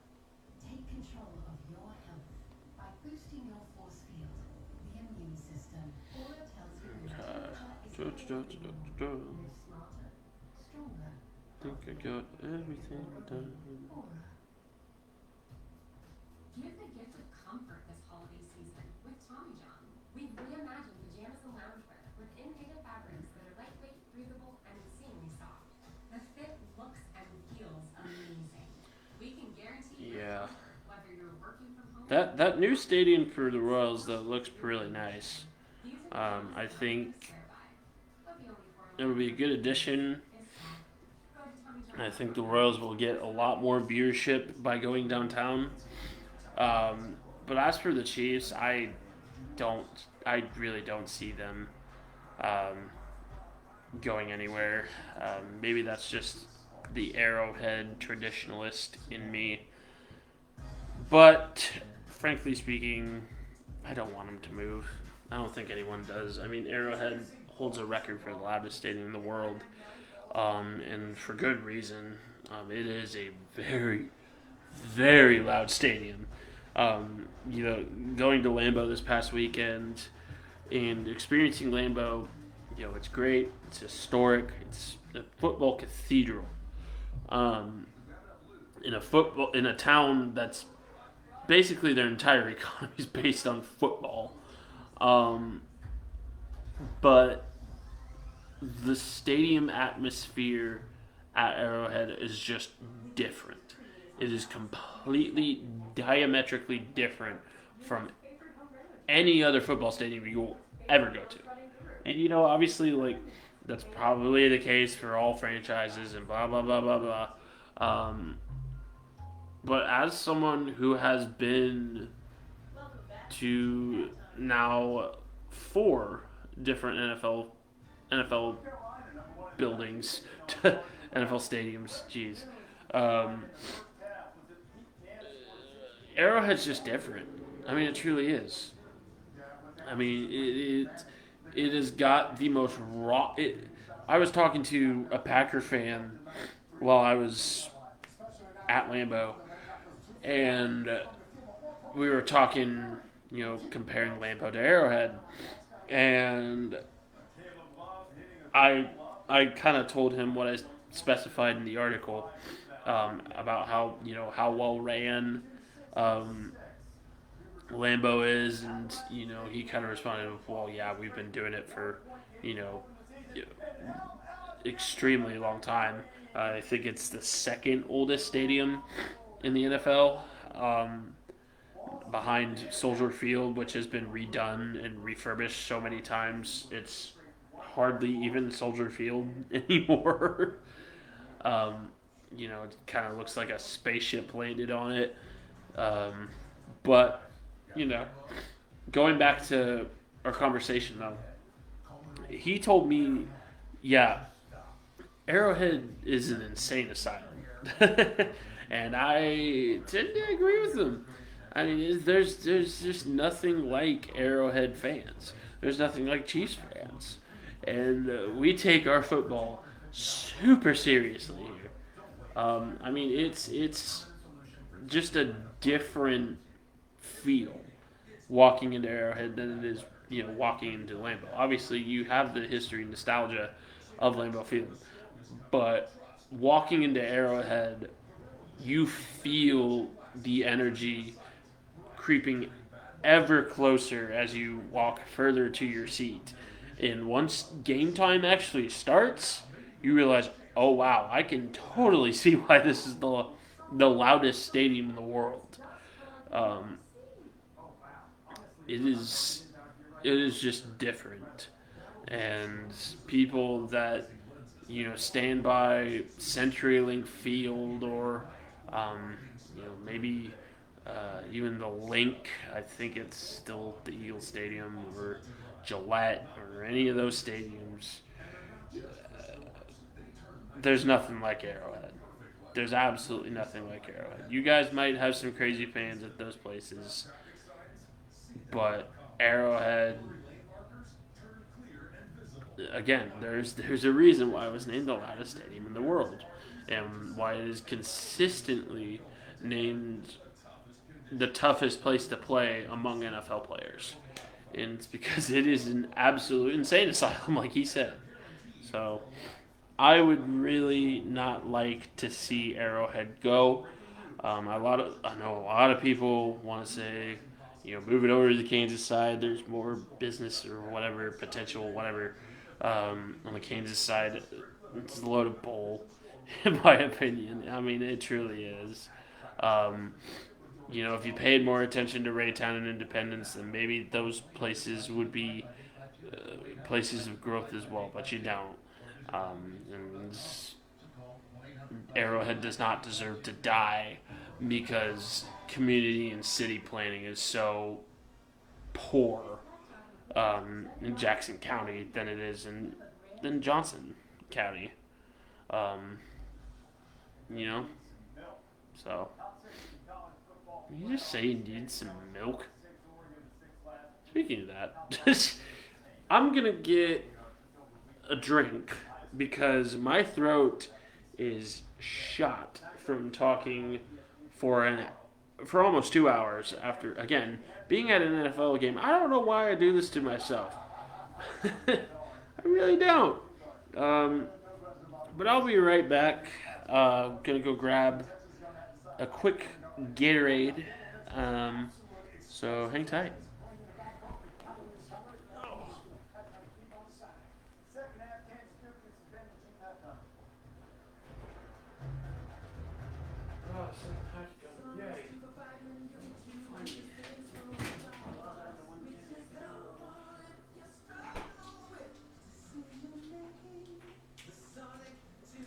This stream sponsored by Red Gatorade, the best kind of Gatorade, aside from yellow.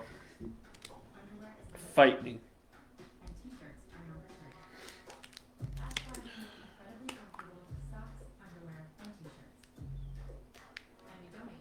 Fascinating.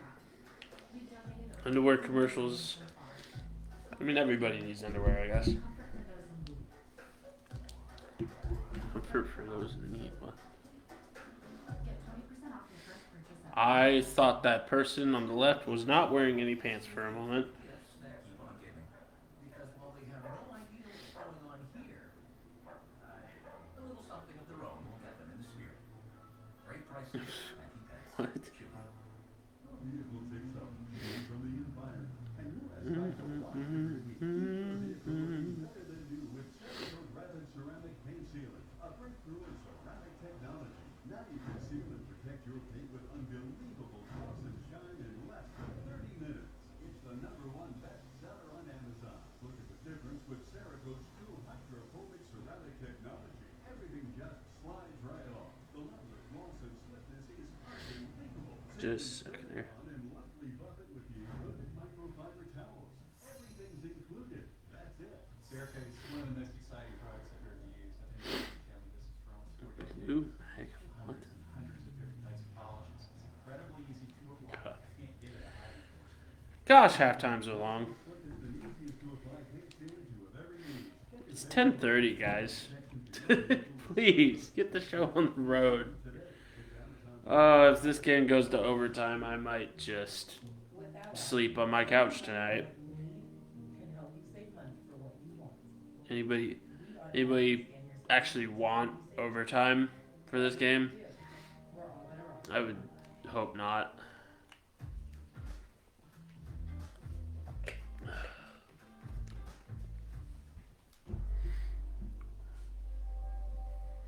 Hold on just a second. You could go to Grainger.com to find what you need to get the job done. Grainger, supplies and solutions for every industry.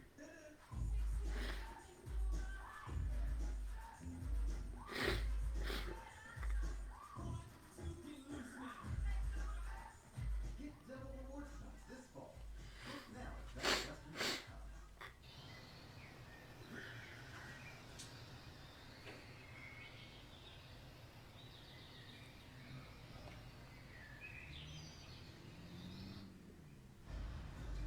Welcome back to the State Farm Champions Classic.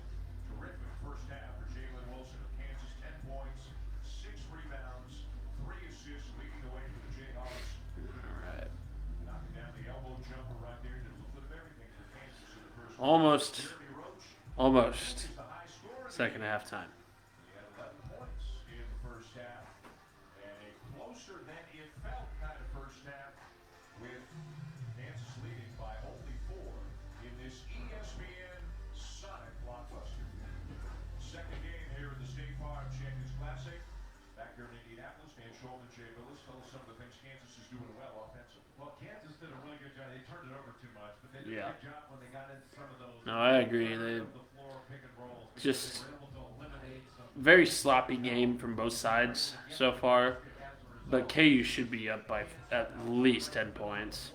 I mean, it's kind of crazy that they're not. But again, it comes down to capitalizing on transition and just being tighter. I mean, it's the beginning of the season, so people are going to be sloppy, but expect something hopefully to be cleaned up either the second half or hopefully they'll be cleaned up by the second half, but just throughout the season. Right now, the second half of our Sonic blockbuster matchup. Here's the first possession of the game. Interesting, Martin Mitchell, who had 15.5 points per game in the first 2, did not score in the first half. Picked up a couple of quick fouls and played 10 minutes. tough way to start. Duke cut it to 2. He's a good shooter, can handle, pass, and often makes the right play. He's also got terrific speed.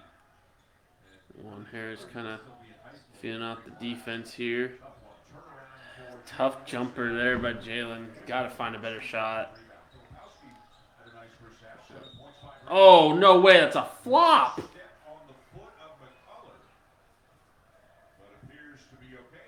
That felt not correct. Yep.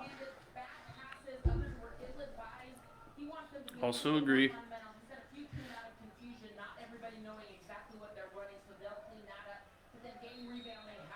That's going to be a foul.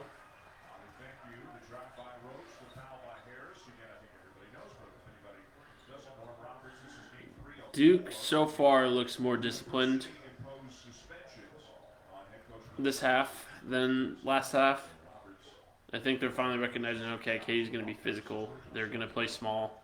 And we just got to play into it, kind of slow down the tempo a little bit and just be a little bit more refined with our movement. And nice backdoor cut, but good block that got a foul call.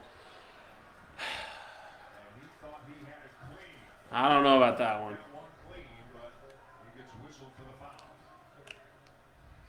I want to see this one again. I'm not entirely sure that was... He may have got the hand a little bit, actually. 1 point game.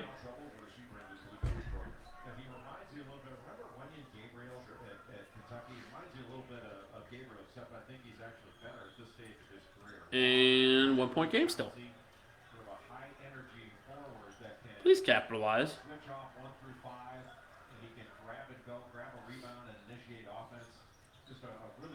No.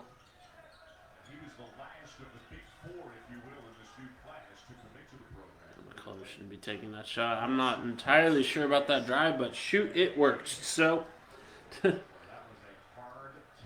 hard fought basket there by Jalen Wilson. Jalen knows when to drive. Oh, good steal. Please capitalize on the transition. Nice touch by DeJuan. Great defense by KJ Adams. He's shown to be, again, why I compare him to David McCormick. Because once he pulls his head out of his butt, he plays great. This little touch there by the Duke player, making it a 3-point game.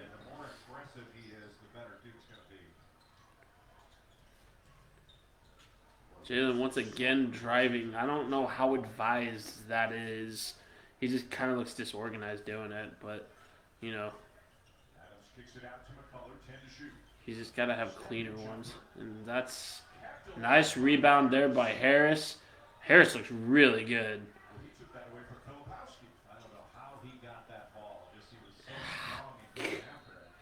DeJuan Harris has to get better at shooting the three. I mean, he really does. You can't play guard at this high level and have that bad perimeter shooting.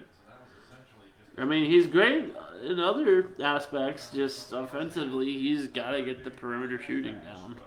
Really smart, great vision, gets where he wants to go, makes everybody around him better. I mean, he's proven why he's starting right now.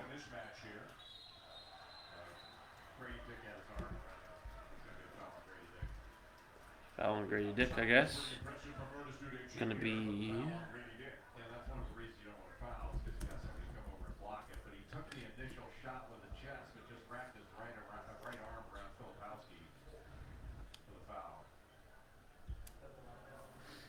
Alright.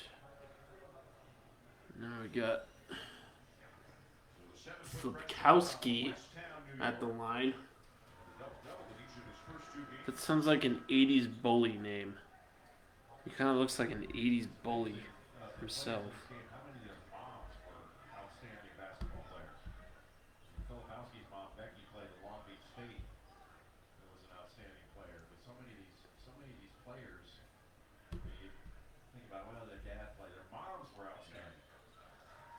And it's going to be 37-36 Duke after the two made free throws by the big old bully, Flipkowski. Another ill-advised shot by Jalen Wilson. And Duke could take the lead here. On these shots, not a whole lot of offensive rebound opportunities for Kansas. Lively back into the game, setting the ball screen. Proctor, nice look. Mitchell, extra pass. Roach. Jeez. Duke takes the lead there. After a nice alley-oop. I thought it was going to be a shot, but no, they turned it into that. And it's going to be shots back and forth by the looks of it. Nice shot there by KJ Adams. 39-38 with about 16 minutes to go here.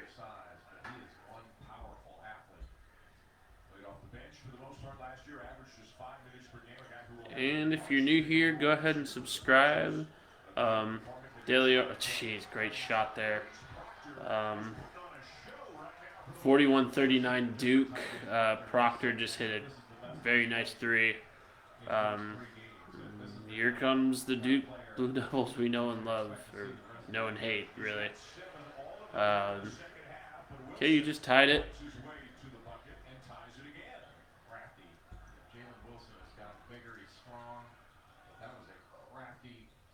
41-41. May have been a travel. I don't know. But basket counts. 2-point lead Duke. 43-41. About 15 minutes left. Jalen Wilson with a ugly step back. Goodness gracious. That may have gotten tipped. At least I hope. That was a bad shot. Gotta capitalize, Jalen. Well, Duke takes their first lead since the beginning of the game. 43-41 with about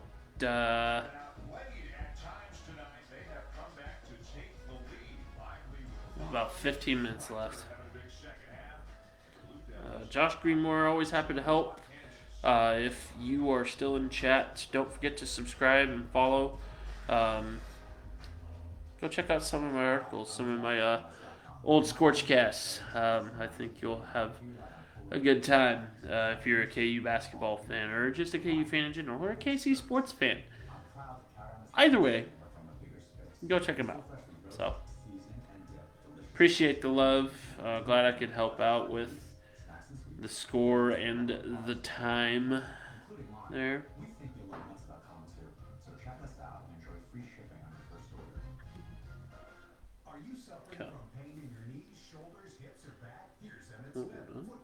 Oh, thank you, Josh Greenmore, for the like.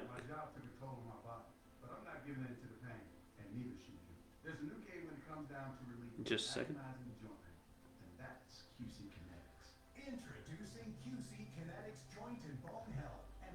That is Emmett Smith doing a joint and bone health.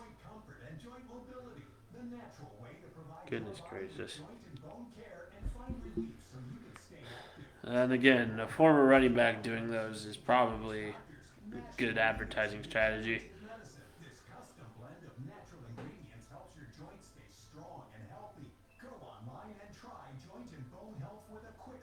One second.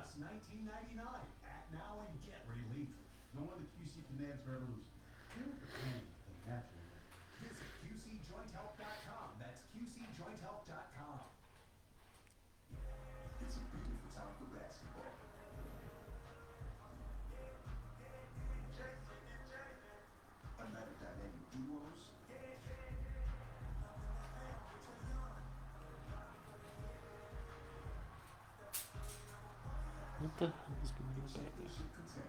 Sorry, guys. One sec. ESPN's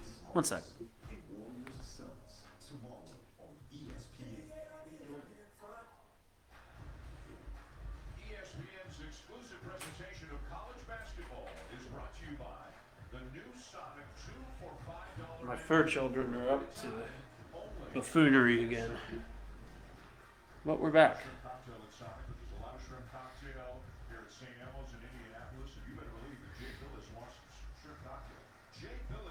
shrimp cocktail. Right out of the restaurant and right to you. This may rival ice cream at brunch. To have this. Don't get crazy, but all right. I won't get What is that? Enjoy. It's not a bad idea. This is at least your second shrimp cocktail in as many nights. A shrimp cocktail Did you have another one? in Indianapolis. He'll be back with us out of the next time. That sounds not appetizing. It looks okay. Oh, thank God the game. Well, maybe I spoke too soon. Nice little dunk there by classic 80s bully Flipkowski.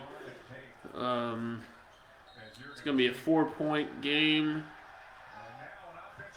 And an offensive foul against the Jayhawks. It is not looking good for KU right now. And all these terrible looking Duke fans. Good Lord. What happened?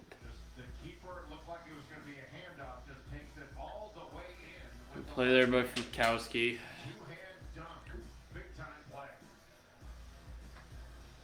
I'm not sure what happened there on the offensive foul. They're going to another commercial break. How long are you going to drag this out?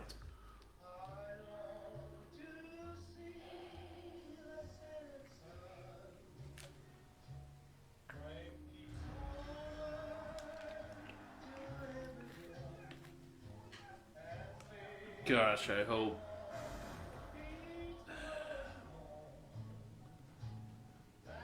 Virtual reality, man.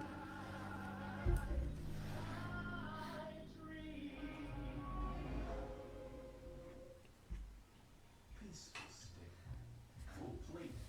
Wait, and who my blind date? Dancing crew? What's going on over there? Now the final interview.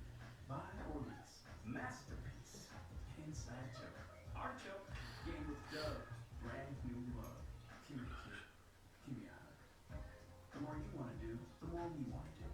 Boosters designed for COVID-19 variants are now available. Brought to you by If you're just joining us, welcome. I kind of got the ScorchCast stuff out of the way, so once the video is posted, you can go check that out. KU basketball is not looking great right now. They were looking all right. They just couldn't capitalize on transitions.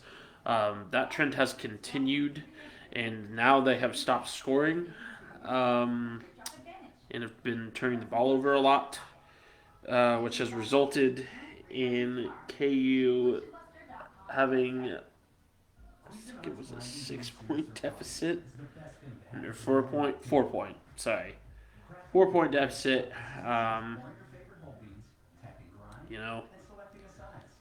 14:44 left.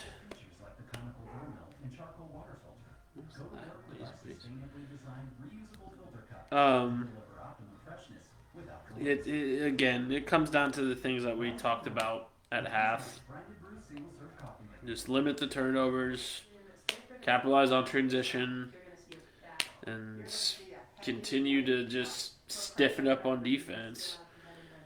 And right now, it's just kind of looking not like that. But, 4-point deficit easily overcome, or can be easily overcame. And I'm hoping the Duke team that we saw in the first half ends up coming back, because this is not the Duke team that we saw in the first half. They're looking like Duke teams of past. So show the screen. I can't. I don't want to get taken down. Bye.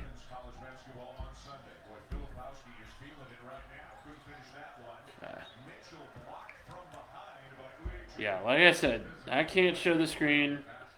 If you're expecting me to show the game, sorry. Go watch the game yourself. It's really not that hard.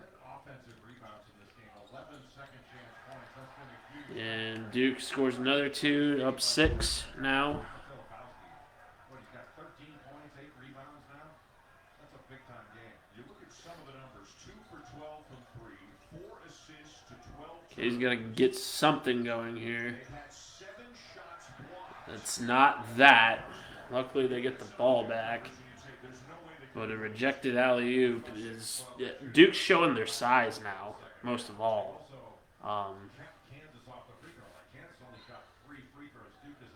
The foul disparity is definitely... I don't know. Just... It's looking rough for the Hawks right now. Gotta have points this possession. That may have been a travel on DeJuan Harris. Doesn't matter. Duke gets the ball back. Here comes Duke. If I stayed up this late just to watch KU choke it away and lose, I'm going to be very, very upset. Especially to Duke. Nice defense there. There's the defense of the first half. Got to slow down. No reason to rush it. Nice shot by Wilson there. Good job. There we go.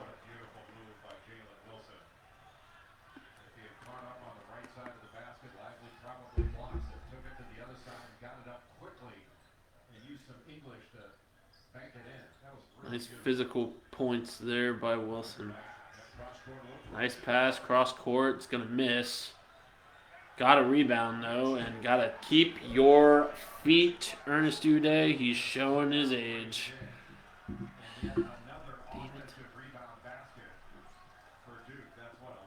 They have to have the defensive rebound. I mean, they were having it in the first half. Where did it go? Shit. Wilson with another kind of boneheaded shot.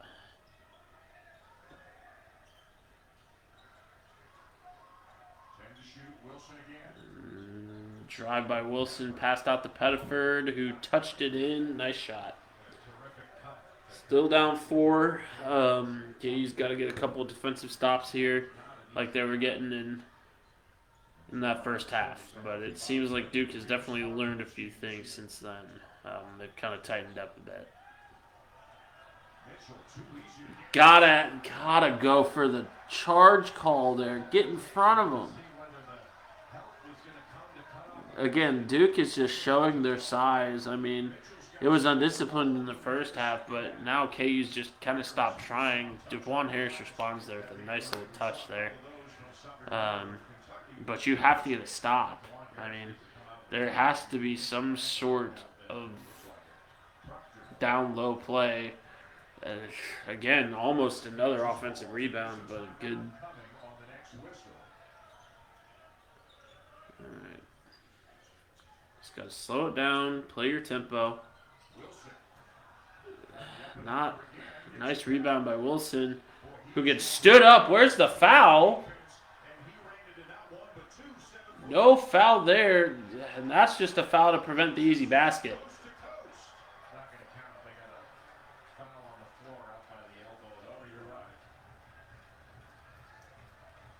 No foul on that offensive possession, though. That's crazy. Gosh darn it. I mean, there's a push clear.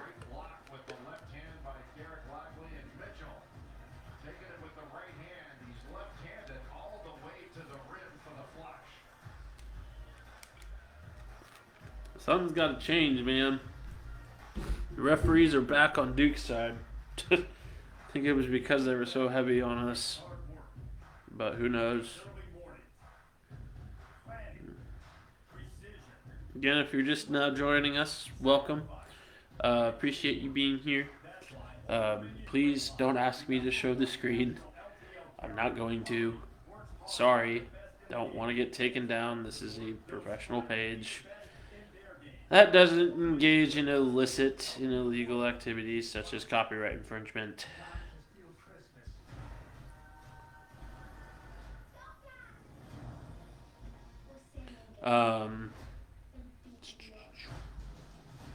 Sorry. Just checking a few things. Yeah, no. This is a different team than what we saw in the first half on both sides, Duke and KU. Duke is finally capitalizing on KU's mistakes, and KU has stopped capitalizing on Duke's mistakes, or at least the ones that they could. it's not looking good for KU. They got to play catch up now, which really is not KU's strong suit. Um, but it's a 4 point deficit. It's easily over. It's easily. It's easily conquerable, but KU's got to impose their will, and they haven't. The physical play, like I said in the first half, the physical play is great, but we'll see how long it lasts. And it's unfortunately, I think, run out. That or KU have just not has just lost it. I don't know. Um, that or Duke is finally realizing, oh, we have to play physical too. It could be anything. I don't know. But why are we talking about the other game? Anyway. Yeah, if you want to ask like time, score, anything like that, I got you. But I'm not gonna show the game. And he gets all the way to the bucket, and then Tyson Walker, to put an exclamation point on it, just lobs it up to Monty Sissoko. Sissoko had 16 points, 8 rebounds. We'll see what KU team comes out of the timeout here. Generally, Bill Self out of the timeout's pretty good, but we'll see how good Norm Roberts is out of the timeout. KU on defense here.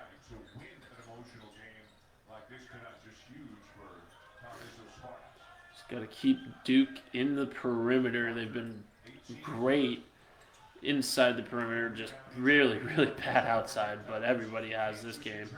McCullough with a boneheaded shot. That's not the shot you want to take.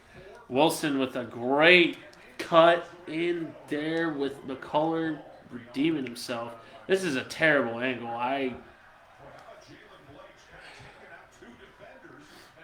Well, back to a 4-point deficit. That angle made me nauseous. Yeah, I agree with you, Jay. That was not your shot, yes, Fu.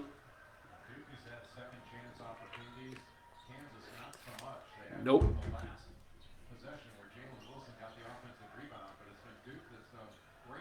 Good defense there. Go, Pettiford. Pass it. Nice. Finish. There we go. Great finish there by Jalen Wilson. KU's down 2. 53-51 with 9:47 left. It's a good defensive play by Yesufu there. Could have finished, but nice finish there by Jalen Wilson.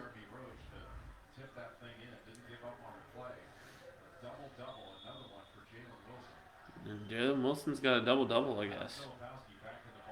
Yesufu's kind of clutching at his knee. That's not great.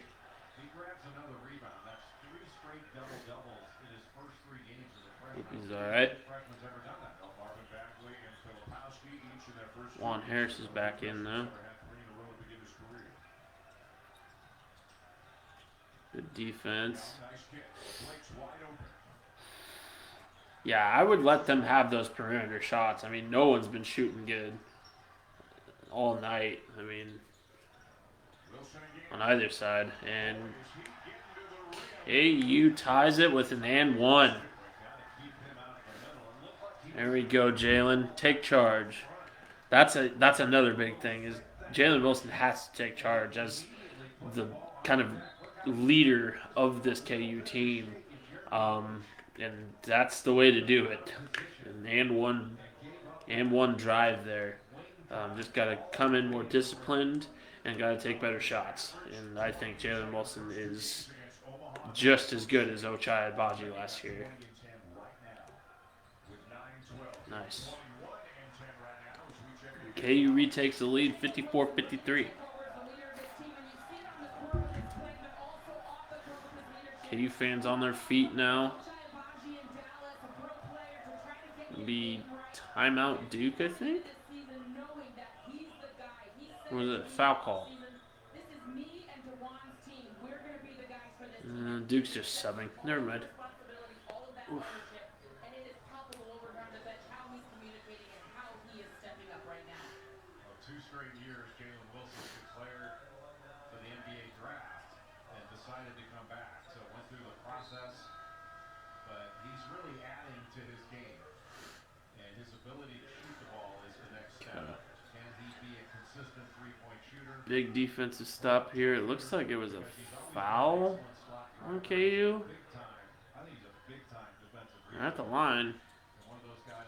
Yep. Duke just tied it. Not entirely sure what the foul was, but you can tell it's kind of a tale of two halves for the referees as well. KU got all the calls first half. It looks like Duke's getting all of them the second half. Excuse me. But Duke retakes the lead, 1 point lead, 55-54, about 8 minutes, 30 seconds. Well, 8 minutes, 50 seconds, but I want it to be. Oh my goodness, that's not what you want. Yeah. Wilson, there's Wilson again. I mean, he's got to stop making the boneheaded plays. I mean, he can't do everything himself. And I think that's kind of what he's thinking right now. I mean, yeah, he was trying to get the backdoor cut pass, but it just wasn't a pass that went well. He's gotta make sure he's got the pass before he makes it. Good defense there. I am surprised there was no travel. Good block. And there it is. Oh, wait. Yeah. No, I was like, that's absolutely a call against Duke. And 80s bully Flipkowski looks like he's about to cry.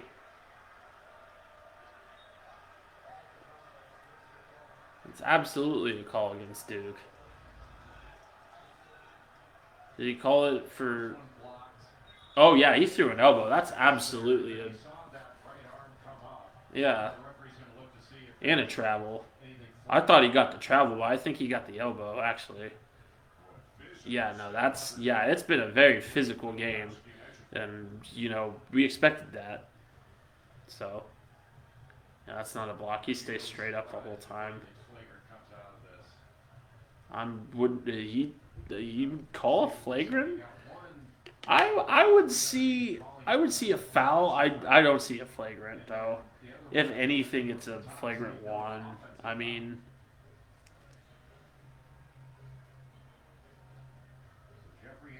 it doesn't look like it's intentional. He's getting his elbows up there for sure, but it's not intentional. I wouldn't call a flagrant 2 here. And I would hesitate on calling a flagrant 1. But they'll look at it, and you know what? It's good for KU. So we will wait and see what the monitor says. It looks like it's just going to be just a foul. Cool. Yeah, no, he's a really physical player. And That'll do. he's continuing to evolve. Okay, with the ball now. It's about 8 minutes left in the game here. Down 1. He can switch out, guard smaller players. Nice pass. Pettiford driving with a nice cut pass. And he got called for a freaking travel.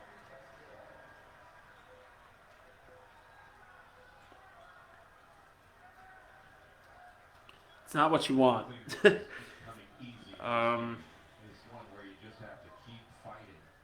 Yeah, I expected a street fight. This is a street fight, y'all. Nice defense. It's going to be rejected by Jeff Ford. He's going to be awful annoyed after that travel goal, I'm sure. But a good reject.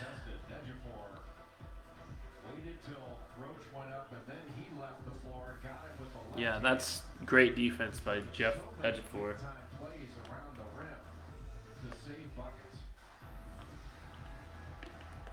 That'll do. It'll still be Duke's ball going back, but good defense nonetheless. And we're into yet another commercial. We're going to be here till midnight. Who's ready?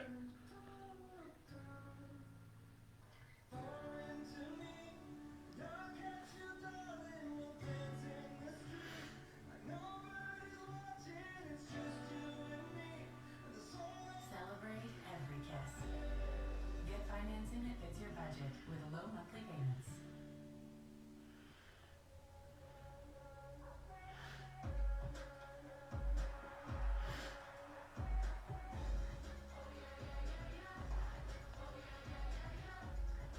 If you're just joining us, thank you. It's during the commercial break, and I kind of went through my ScorchCast stuff already.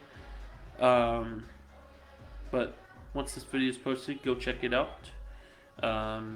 KU is losing right now by 1, 55-54 with about 8 minutes left. So. M&M's minis. They're M&M's, just smaller. Isn't that great?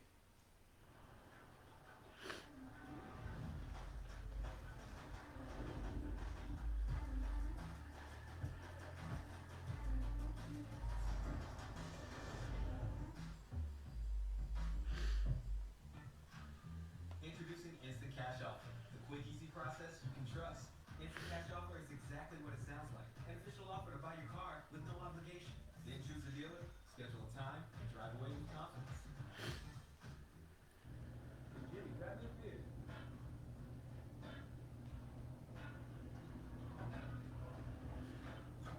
Hey, Captain, it's Jimmy Bowles speaking. We're gonna have to make a pit stop.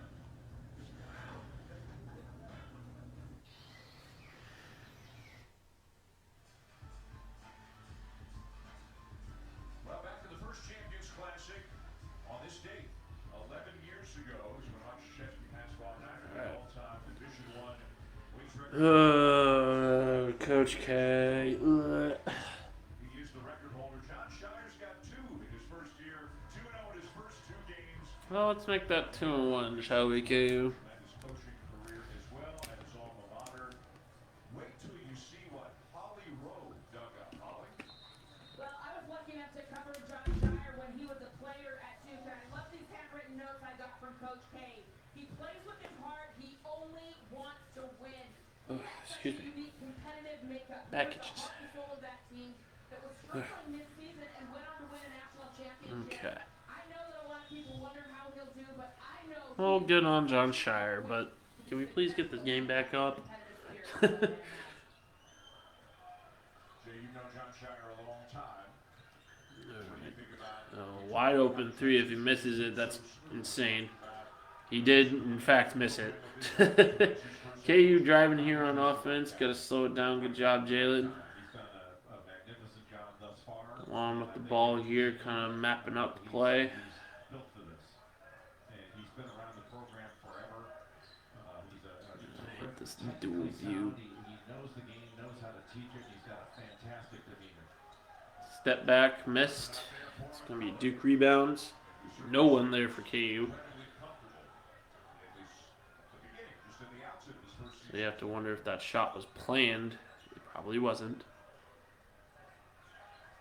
7 minutes to go. Duke by 1. Alright, 7 minutes. Duke's got the ball, looking to drive that perimeter again. They've been terrible outside, but inside they've scored all their points basically. And KU ejects it. It's going to be, oh no. It's going to be a charge.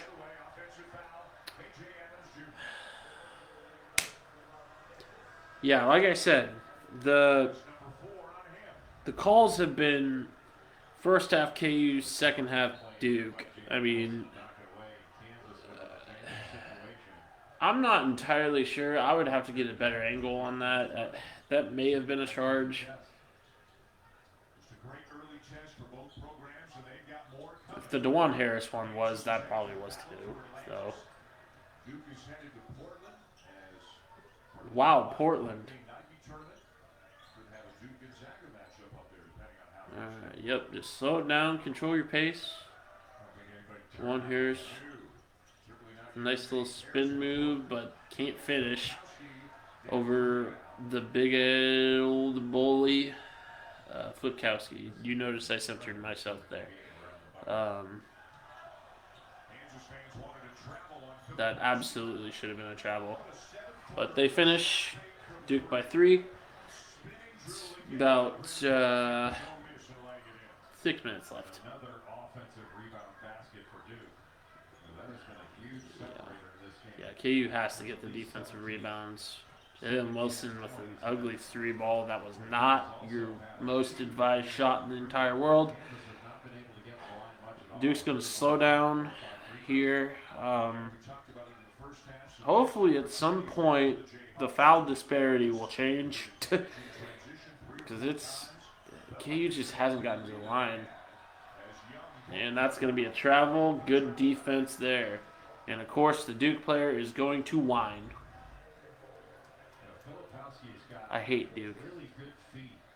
Spins right in there, but he's also 7 feet tall. Gets his offensive rebound and able to go right. KU has to capitalize. Wilson to get that stick back. They've had a huge trouble doing that all game, and it's just not that. Yep. And the travel on Jalen Wilson. They have to limit the mistakes too. I mean, this is just bad basketball all around. Both by both Duke and KU. I mean, it's definitely an early season clash.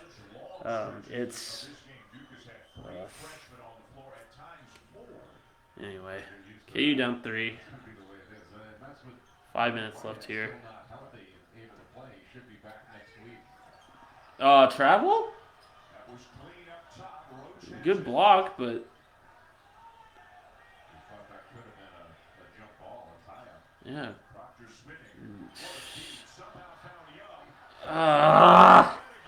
Another missed defensive rebound causes Duke to go up 4 or 5 rather. 5? No, that's right. Actually, I think. Never mind. Sorry.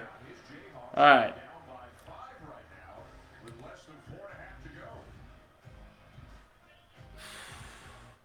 KU has to get the defensive rebounds. I mean, that's the whole play. That's the whole issue. Is Duke's just driving it inside, and they're just using their bigs.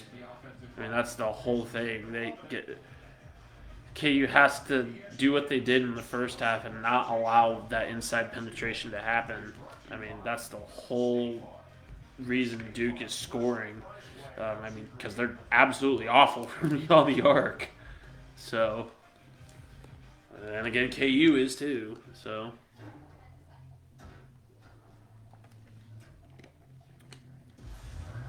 but about 4.5 minutes left. Should make for a good end, I hope. We'll just have to see, though.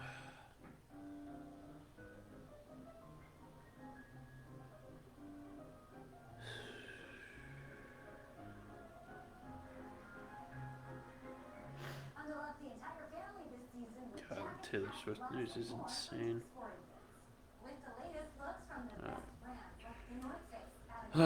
Yeah. There just has to be some sort of physicality down low defensively. I get it. You don't want to foul this late in the game and whatnot, but you still have to contest it. I mean, you guys are KU's getting bullied out of the paint right now on the defensive side. They're doing great offensively. Great offensively, but defensively they're just getting pushed around. And again, you don't want to foul, but at the same time, you don't want the easy basket. And that's exactly what you're giving them when you have just no defensive rebounding whatsoever. I mean, Duke's just proving that they are the bigger team right now. And it's got to change back around to the first half. And hopefully that'll happen. So, because the first half they played great. But like I said, that kind of physical play will tire you out, and right now KU looks tired. So hopefully they can find a second win. Guard classic 80s bully Kyle Flipkowski. What a name, man. Just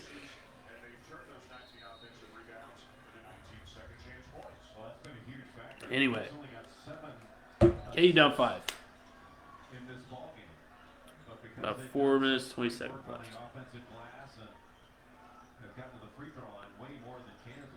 Drive it, Jalen. Nice touch there by Jalen Wilson. Cutting it to 3 points. 23 points, 11 rebounds, and 5 assists for Jalen Wilson. Now he's guarding Kyle Filipowski. I'm surprised Wilson's on Filipowski.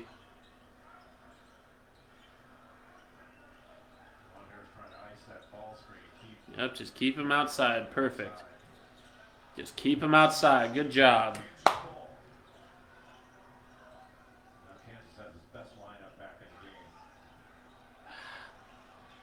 Get it back out. Yep. Nice drive. Oh my gosh, we can't hit the broadside of a barn. Why are we shooting the 3? Everybody has. It's not even us. It's Duke too.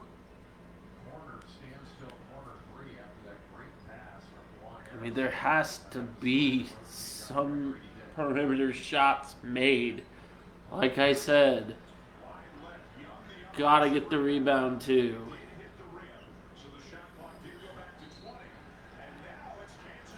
Nice defense. Grady Dick's back in the game. That's huge.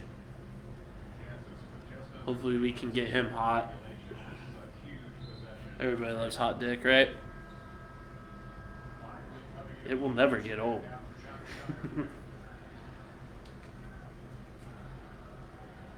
Let's Go Jayhawks chant has started. It's used about 3 minutes left. Good inside attack there. Got to finish with the nice finish there. Nice job, McCullough. 59-58, 1 point game, 3 minutes. Timeout Duke. This game's going to come right down the wire, and I swear to God, if it goes to overtime, again, you might see me passed out on the couch. For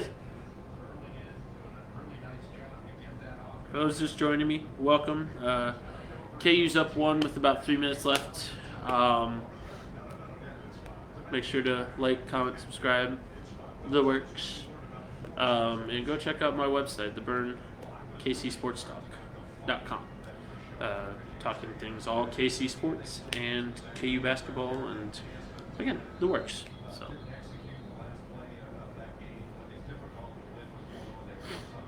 Alright. I'm watching my cat right now. Spaz is just chasing his tail. But, yeah, this game has been an absolute dogfight. I feel ya, kid. I really feel ya. But, very physical game. But, KU just has to keep Duke on the outside perimeter. And that's, wow. Huge miscue there by Duke. Kansas ball. Got to slow down. Have to slow down. Grady Dick for 3. He got it. Nice shot there. KU goes up 2.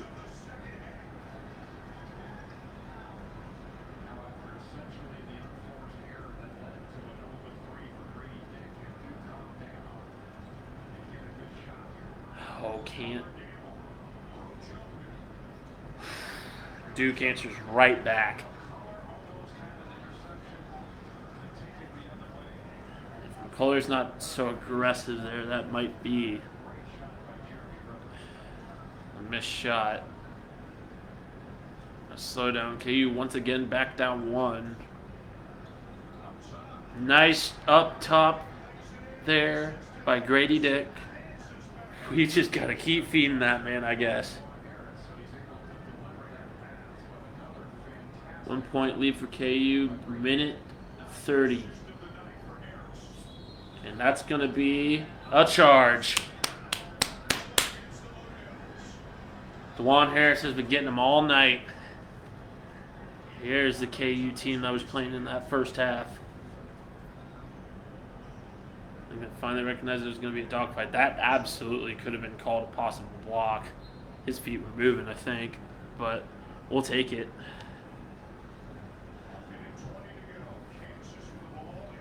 There we go. Nice drive by Jalen Wilson. Duke defense recovers, though. KU up one with a minute 10, 63-62. A nice drive there. Grady Dick has just been a one-man offense.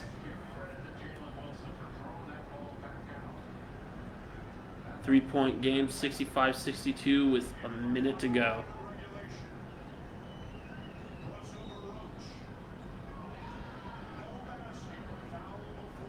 No basket. Foul before the shot on on DeJuan Harris. And DeJuan Harris looks like he's cramping. He's stretching something out in his ankle. That would be a huge loss at this point in the game. It looks like he's going to fight through it. No, he'll come off, I think. So.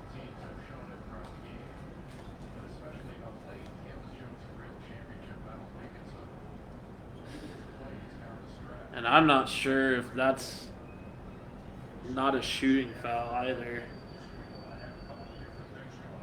Okay, that was a shooting foul. Never mind. Or a 1-and-1, sorry. But he misses it. Kansas ball. Kansas has to slow it down here. 3 fouls for Duke in the second half. They're probably going to, depending on where this possession goes, they're probably going to have more. But you keep that in mind, that KU's not in the 1-and-1 yet. Nice cut and one. KJ Adams with a great play. KU might. I don't want to say anything yet, but the KU team from the first half is, in fact, back.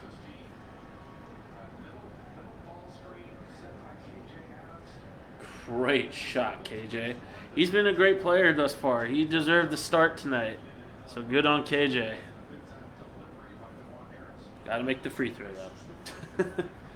So, KU up 5, 20 seconds to go. Surprised there was no foul there. Duke player still got the bucket. 3-point game. And no foul there, not quite.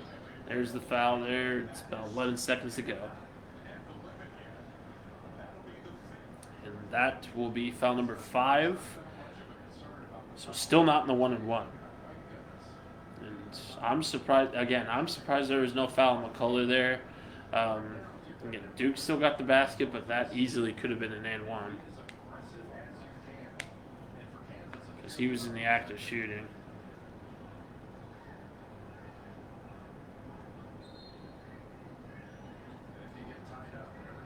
Ooh. Whoa. I wouldn't be surprised if that comes in for flagrant. My goodness, he gave him a football hit. Yeah, give him a talking to, referee. Jeez Louise. Yeah.